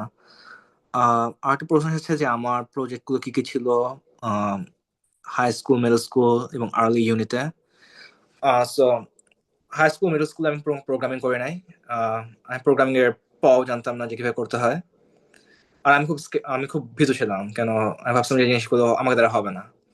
আমি প্রোগ্রামিং ফার্স্ট শুরু করি ইউনিভার্সিটির সেকেন্ড সেমেস্টার থেকে। আহ, প্রথম কোন সেমেস্টার আমি এআই এমএল নিয়ে কাজ করে নাই। প্রথম সেমেস্টারে আমি খুব simple video classification thing, face classification, তারপর ইমেজ জেনারেশন, এটা জিনিসপত্র নিয়ে কাজ করছিলাম। ওগুলো হালকা পাতলা এআই এর ইনিশিয়াল ডেজ এর জিনিসগুলো। লাইক ইমেজ ক্লাসিফিকেশন এগুলো আগে থেকেও ছিল, বাট এখন এআই আসার পর আরো অ্যাডভান্স হয়ে গেছিল। সো আমি আমার আর্লি ডেজ এআই এমএল নিয়ে তেমন কাজ করে নাই। আমি এআই এমএল নিয়ে কাজ করা শুরু করেছিলাম আমার সেকেন্ড ইয়ার থেকে। তো সেকেন্ড ইয়ারে আমি বানিয়েছিলাম আম, একটা একটা মডেল যেটা বলতে পারে যে আসসালামু আলাইকুম স্যার। ওয়ালাইকুম সালাম। একটা মডেল যেটা আমাকে বলতে পারে যে ফ্লোরিডাতে অনেক পরিমাণে হারিকেন হয়, সাইক্লোন বা হারিকেন হয়, আমি ভুলে গেছি কি হয়, প্রত্যেক বছর একটা একটা করে হয়। তো আমি আমার এআই মডেলকে ট্রেন করেছিলাম বিগত প্রায় 100 বছরের ডেটার উপরে, যে কোন কোন এরিয়া এই বছরে বেশি এফেক্ট হতে পারে। আর ওটার জন্য আমি ইউজ করেছিলাম কোডেক্স। কোডেক্স ছিল না, চ্যাট জিপিটি ছিল, চ্যাট জিপিটিকে আমি ইউজ করেছিলাম। আমি ডেটা সেট গুলো বিভিন্ন খান থেকে কালেক্ট করেছিলাম। ডেটা সেট গুলো আমি ফ্লোরিডা গভর্নমেন্টের ওয়েবসাইটে পাওয়া যায়, ওখানে কালেক্ট করেছিলাম। ওটা নিয়ে বানাই।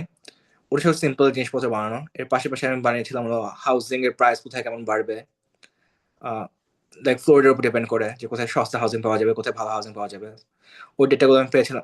ওই প্রজেক্ট বানিয়েছিলাম আমি। ওরা যে বকে ছিল, ওরা বানিয়েছিল ওরা বানিয়েছিল ক্যালিফোর্নিয়া ডেটা ইউজ করে। আমি আমার বানিয়েছিলাম ফ্লোরিডা ডেটা ইউজ করে। এরপরে আমার সেটা সবচেয়ে বড় প্রজেক্ট যেটা নিয়ে কাজ করেছিলাম সেটা ABM model to predict unrest in any country. ওখানে এবিএম যারা বানিয়েছে তারা কখনো রিএনফোর্সমেন্ট লার্নিং ইউজ করে না ওদের মডেলে। তো আমি ইউজ করছিলাম আমার reinforcement learning, different parameter change করে কিভাবে দেখা যায় যে প্রোটেস্ট কিভাবে হয়, এবং প্রোটেস্টের অ্যাকিউরেসি বাংলাদেশের 2024 সালের স্টুডেন্ট মুভমেন্টের সাথে কম্পেয়ার করেছিলাম, যে আমার মডেল কত অ্যাকিউরেটলি জিনিসটাকে প্রেডিক্ট করতে পারে, যে কোন কোন দিনে আনরেস্ট হয়েছিল, কোন কোন দিনে পুলিশ গুলি করেছিল। আমার মডেল যেটা সবচেয়ে লাইক উইক পয়েন্ট, সেটা আমার মডেল ট্রেন করা হচ্ছে নিউজ পেপার আর্টিকেলের উপরে। যদি আমি কখনো ধরো পিএইচডি করতে যেতে পারি এবং আমাকে কখনো যদি আমার হাতে হলো মেয়েরা যদি আমাকে কখনো অ্যালাউ করে ডেটাগুলো ইউজ করার জন্য, ওই ক্ষেত্রে আমি বুঝতে পারবো জিনিসটা হলো আমার মডেল অ্যাকুরেসিটা কতটা পারফেক্ট। বাট নিউজ পেপার অনুযায়ী আমার মডেলটা হলো 70 থেকে 80% কারেক্টলি প্রেডিক্ট করতে পারে। সো ওটা ছিল আমার বিগেস্ট প্রজেক্ট, যেটা পিছনে আমি প্রায় 2 বছরের সময় সময় ব্যয় করেছিলাম। আম, এগুলো আমি করেছিলাম। এর পাশাপাশি হলো আমার এআই নিয়ে আমি তেমন বেশি কাজ করি না, যেহেতু এআই বেসিক্যালি এআই হলো এআই এআই এম লাইক একটা টুল। এখন ডিপেন্ড করে তোমার কোন প্রজেক্টে টুলটা ব্যবহার করবা, কোন প্রজেক্টে ব্যবহার করবা না। যেমন আমার অ্যামাজন ইন্টার্নশিপ করতে গেছিলাম, ওখানে আমার এআই এমএল লাগে নাই কেন, ওরা হলো আমার কাছে কোনো মেশিন লার্নিং মডেল বা হলো কোনো লাইক কোনো মডেলিং চাইনি আমার কাছ থেকে। আমি যে মিউজিয়ামের যে প্রজেক্টে কাজ করেছিলাম বা জুয়ের যে প্রজেক্টে, ওখানে ওরা আমার ডেটার রেজাল্ট চেয়েছিল, বাট ডেটা ফিউচারে কিরকম হবে বা মডেলিং এর মাধ্যমে কিভাবে বোঝা যায় জিনিসটা কিভাবে হতে পারে না হতে পারে, বা প্রেডিকশন কিছু জানে না। ওরা চাইছিল যে আমার কাছে ডেটাগুলো আছে, এই ডেটাগুলো অ্যানালাইজ করে দাও জুর ক্ষেত্রে।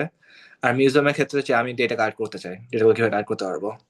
সো তোমার ডিপেন্ড করে যে তোমার প্রজেক্ট কিভাবে চায়, ওভাবে তুমি তোমার লাইক সলিউশনগুলোকে নিয়ে যাবা। At the end of the day, MERN stack, তারপর রিয়াক্ট, তারপর এআইএমএল বা বিভিন্ন ধরনের মডেল যেগুলো আছে, ওগুলো সব টুলস। এটা ডিপেন্ড করবে তুমি কোন প্রজেক্টে কি ব্যবহার করবা বা কিভাবে ব্যবহার করতে চাচ্ছ।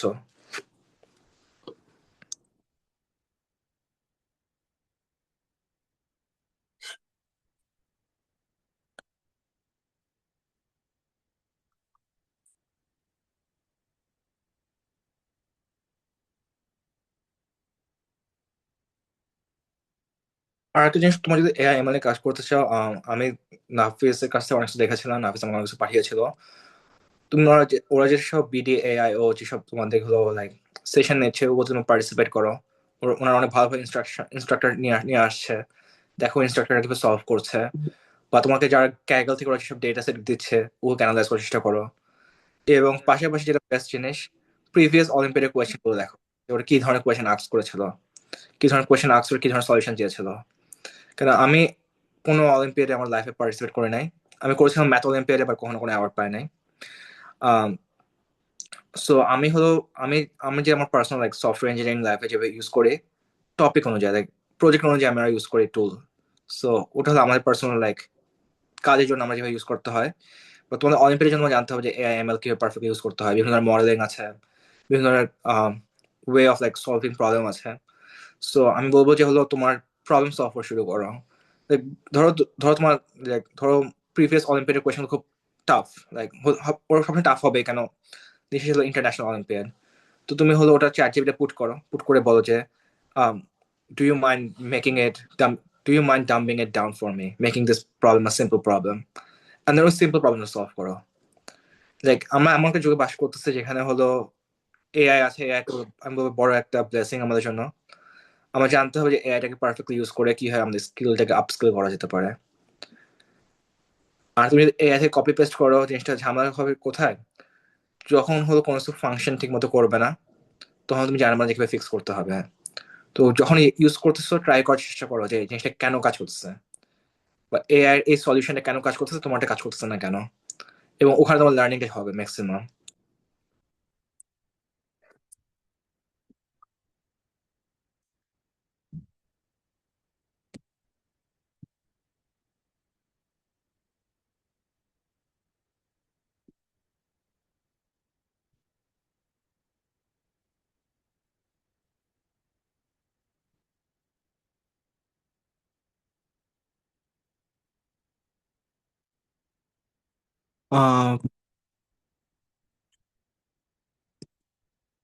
আমি পার্সোনালি জানি না যে তুমি কাকে রিচ করতে পারো, বাট আমি যেহেতু চ্যাটে আছে, আমি তাহলে এটা হলো আমি যখন ওর সাথে আমার কথা হবে আমি তোকে বলবো না হয় এই বিষয়ে, যাতে ইনস্টাগ্রামটাকে যাতে হলো ইনস্টাগ্রামে মার্কেটিংটা ওরা ভালোভাবে করে।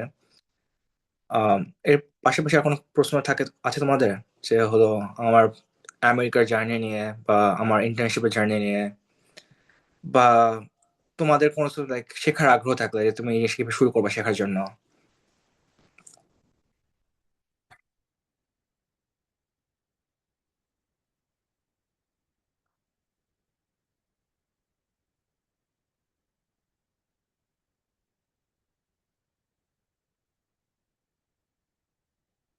তো অ্যামাজন প্রত্যেক বছর হচ্ছে আমার ইন্টার্ন হায়ার করে।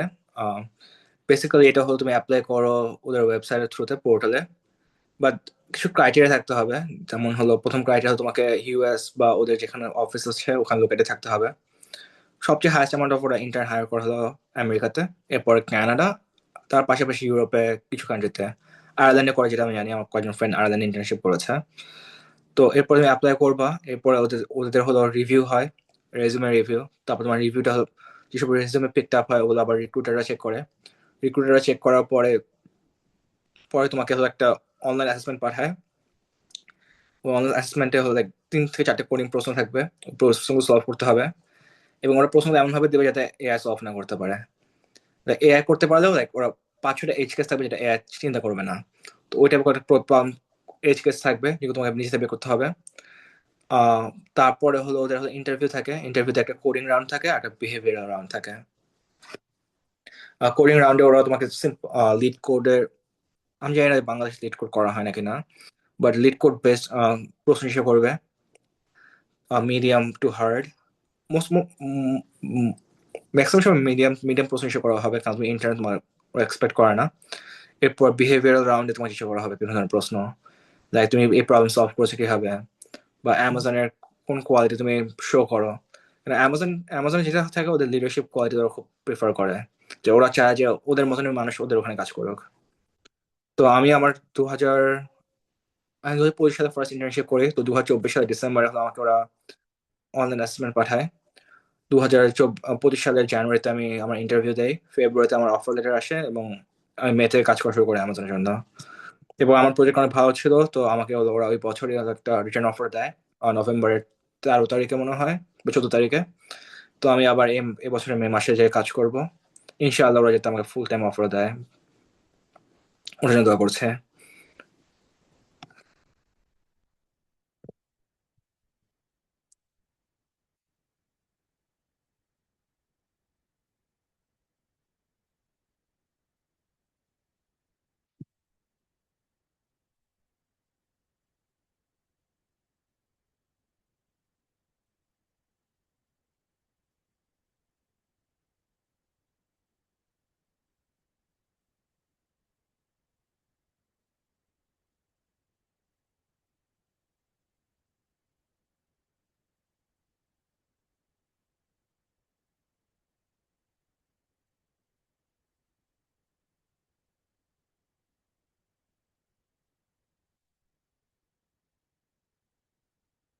তো এআই এমএল হলো, আমি এবিএম মডেলটাকে ট্রেন করছিলাম। আহ না, আমি প্রথমে প্রথমে বলি। প্রথমে আমি লাইক, যখন এআই এমএল ক্রেজ চলতেছিল তখন হলো আমি জানতে চাচ্ছিলাম জিনিসটা কিভাবে কাজ করে। তো ওই সময় আমি হলো স্ট্যানফোর্ডের কোর্স পুরো কমপ্লিট করি, পাশাপাশি হলো আমি হলো ওরালের বইগুলো পড়া শুরু করি। আমি ওরালে আমার 3-4টা বই পড়েছিলাম এআই এর উপরে, A to Z পারফেক্টলি বোঝার চেষ্টা করি জিনিসগুলো কিভাবে কাজ করে। কারণ আমার ইচ্ছা ছিল যে আমি ফুল টাইম সফটওয়্যার ইঞ্জিনিয়ার হিসেবে কাজ করব। এবং আমি যখন দেখছিলাম যে পৃথিবী এআই এর দিকে বেশি যাচ্ছে, তো আমার জানার ইচ্ছা ছিল যে হিসেবে কাজ করে, যাতে যদি আমি কখনো যদি কোথাও যাই ইন্টারভিউতে, আমি যাতে কিছু বলতে পারি ব্যাপারটা, বিষয় সম্পর্কে। তো ওটা ছিল আমার এআই তে প্রথমে হাতে খড়ি, ছোটখাটো জিনিসপত্র তৈরি করা।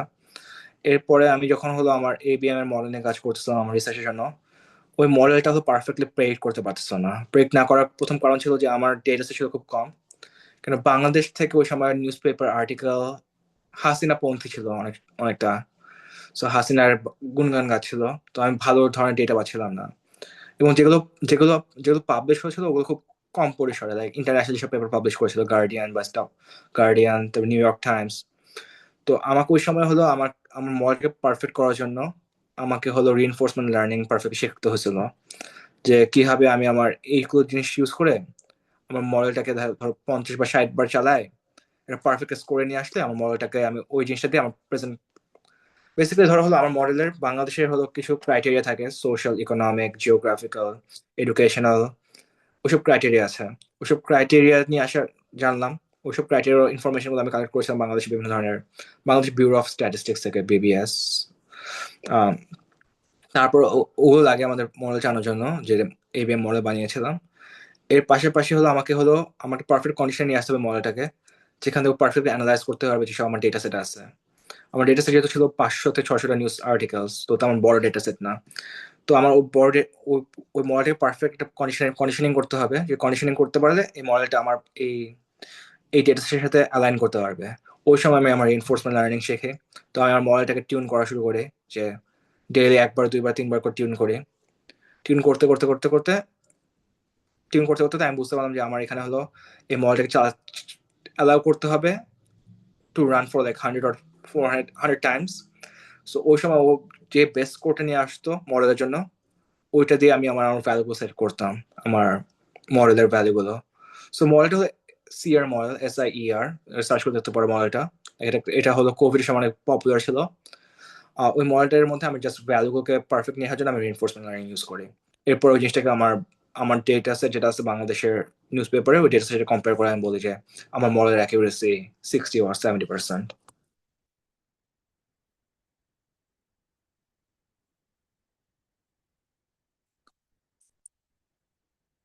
আমি রয়েলস কলেজ থেকে হলো আমার ব্যাচেলার্স করতেছি। এটা হলো ফ্লোরিডাতে অবস্থিত, ফ্লোরিডার অরল্যান্ডো শহরে। আমার সাবজেক্ট হলো ইন্টারন্যাশনাল বিজনেস, কম্পিউটার সায়েন্স আর ডেটা অ্যানালিটিক্স। আর আমার আমার দুইটা ক্লাস করে আমি ম্যাথ মাইনর নিতে পারবো, বাট আমি জানি না যে এটা সম্ভব নাকি না এখন, কারণ আমার একমাত্র এক সেমেস্টার বাকি আছে। আহ, আমি ফুল রাইড পেয়ে আমেরিকা এসেছি। আহ, বলতে গেলে আমার প্যারেন্টস কোনো খরচ দিতে হয় না আমার আমেরিকা পড়ালেখা করার জন্য।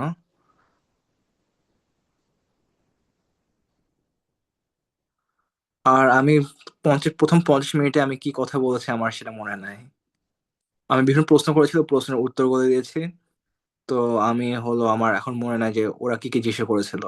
কিন্তু আমার মেইনলি কভার করেছিলাম হলো এআই/এমএল কিভাবে স্টার্ট করতে হবে, কিভাবে প্রজেক্ট সলভ করতে হবে, তারপর কিভাবে প্রজেক্ট বানানো শুরু করা উচিত, কোন কোন রিসোর্সেস ইউজ করা উচিত, এগুলো নিয়ে আমি কথা বলেছিলাম। আমরা তো মিটিংটা রেকর্ড করছি এবং আমরা এটা ইউটিউবে আপলোড করে সবাইকে পাঠিয়ে দিব মেইল করে।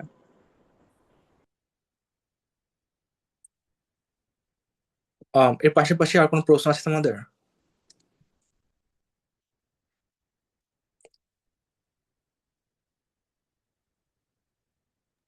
একজন জিজ্ঞেস করছে যে আনমিউট করে সরাসরি প্রশ্ন করতে পারে কিনা। আমি কিন্তু শুরুতেই বলছিলাম যে তোমরা চ্যাটে না লিখে আরো সরাসরি আনমিউট করে প্রশ্ন করলে বেশি ভালো হয়, তাহলে ইন্টারাকশনটা আরো ভালো ভালো হবে। অবশ্য আমরা শেষ দিকে চলে আসছি, আমরা বেশি প্রশ্ন নিতে পারবো না। জুবাইর আমাদেরকে অনেক সময় দিয়েছেন, আমরা অলরেডি মানে আমাদের যে প্ল্যানটা ছিল সেই টাইমের থেকে এক্সিড করে ফেলছি।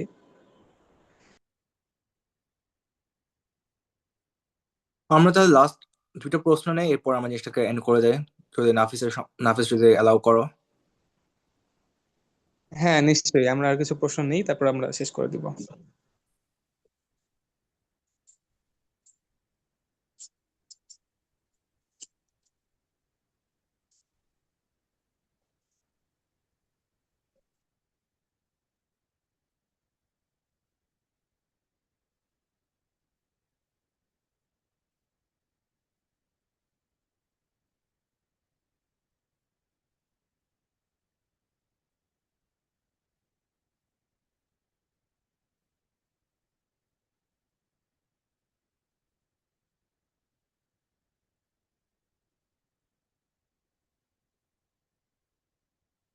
তোমার যদি আর কোনো প্রশ্ন না থাকে তাহলে আমরা এন্ড করে দিতে পারি। লাইক যদি কোনো লাস্ট লাস্ট মিনিট কোয়েশ্চেন থাকে তোমরা আস্ক করো, আমি ট্রাই করবো আমার বেস্ট অ্যান্সার দেওয়ার জন্য। আজকে আমার আলাদাভাবে কোনো হোস্ট করতে হয় নাই, যারা পার্টিসিপেন্টস ছিল তারা নিজেরাই প্রশ্ন করে আমার যেসব প্রশ্ন ছিল সবই তারা করে ফেলছে। তাহলে আমি হলো তাহলে আজকের জন্য বিদায় নিচ্ছি। আম, তোমার যদি কোনো প্রশ্ন থাকে তোমরা নাফিসের কাছে আমার ইমেল নিতে পারো, ইমেলের মাধ্যমে আস্ক করতে পারো, আমার লিঙ্কডইনেও রিচ আউট করতে পারো। আর পাশাপাশি যে তোমার ধরো ইউএসএ অ্যাডমিশন অ্যাডমিশনের যারা আগ্রহ থাকে, কেন আমি হলো কোনো এজেন্সির মাধ্যমে আমার অ্যাপ্লিকেশন করি নাই, তো আমি আমার নিজের পার্সোনালি করেছিলাম এবং আমি আমার অনেক ফ্রেন্ডকে হেল্প করেছিলাম অ্যাপ্লাই করার জন্য। তো তোমার যদি অ্যাপ্লিকেশনে হেল্প লাগে, কোনো কিছু লাগে, তাহলে আমি ওটা নিয়ে হেল্প করার জন্য রাজি আছি। জাস্ট একটু মাথায় রাখতে হবে যে আমার এখানে একটু স্কেজুলটা খুব টাইট, কেন আমার আমি যদি অনেক সাবজেক্ট নিয়ে পড়াশোনা করছি, তার পাশাপাশি হলো আমার প্রায় লাস্ট সেমেস্টার, তো আমার পিএইচডি অ্যাপ্লিকেশন, জব অ্যাপ্লিকেশন সব কিছু চলছে, তো আমি একটু দেরি হতে পারে আমার রিপ্লাই করার জন্য, বাট আমি রিপ্লাই করবো সময় পেলে।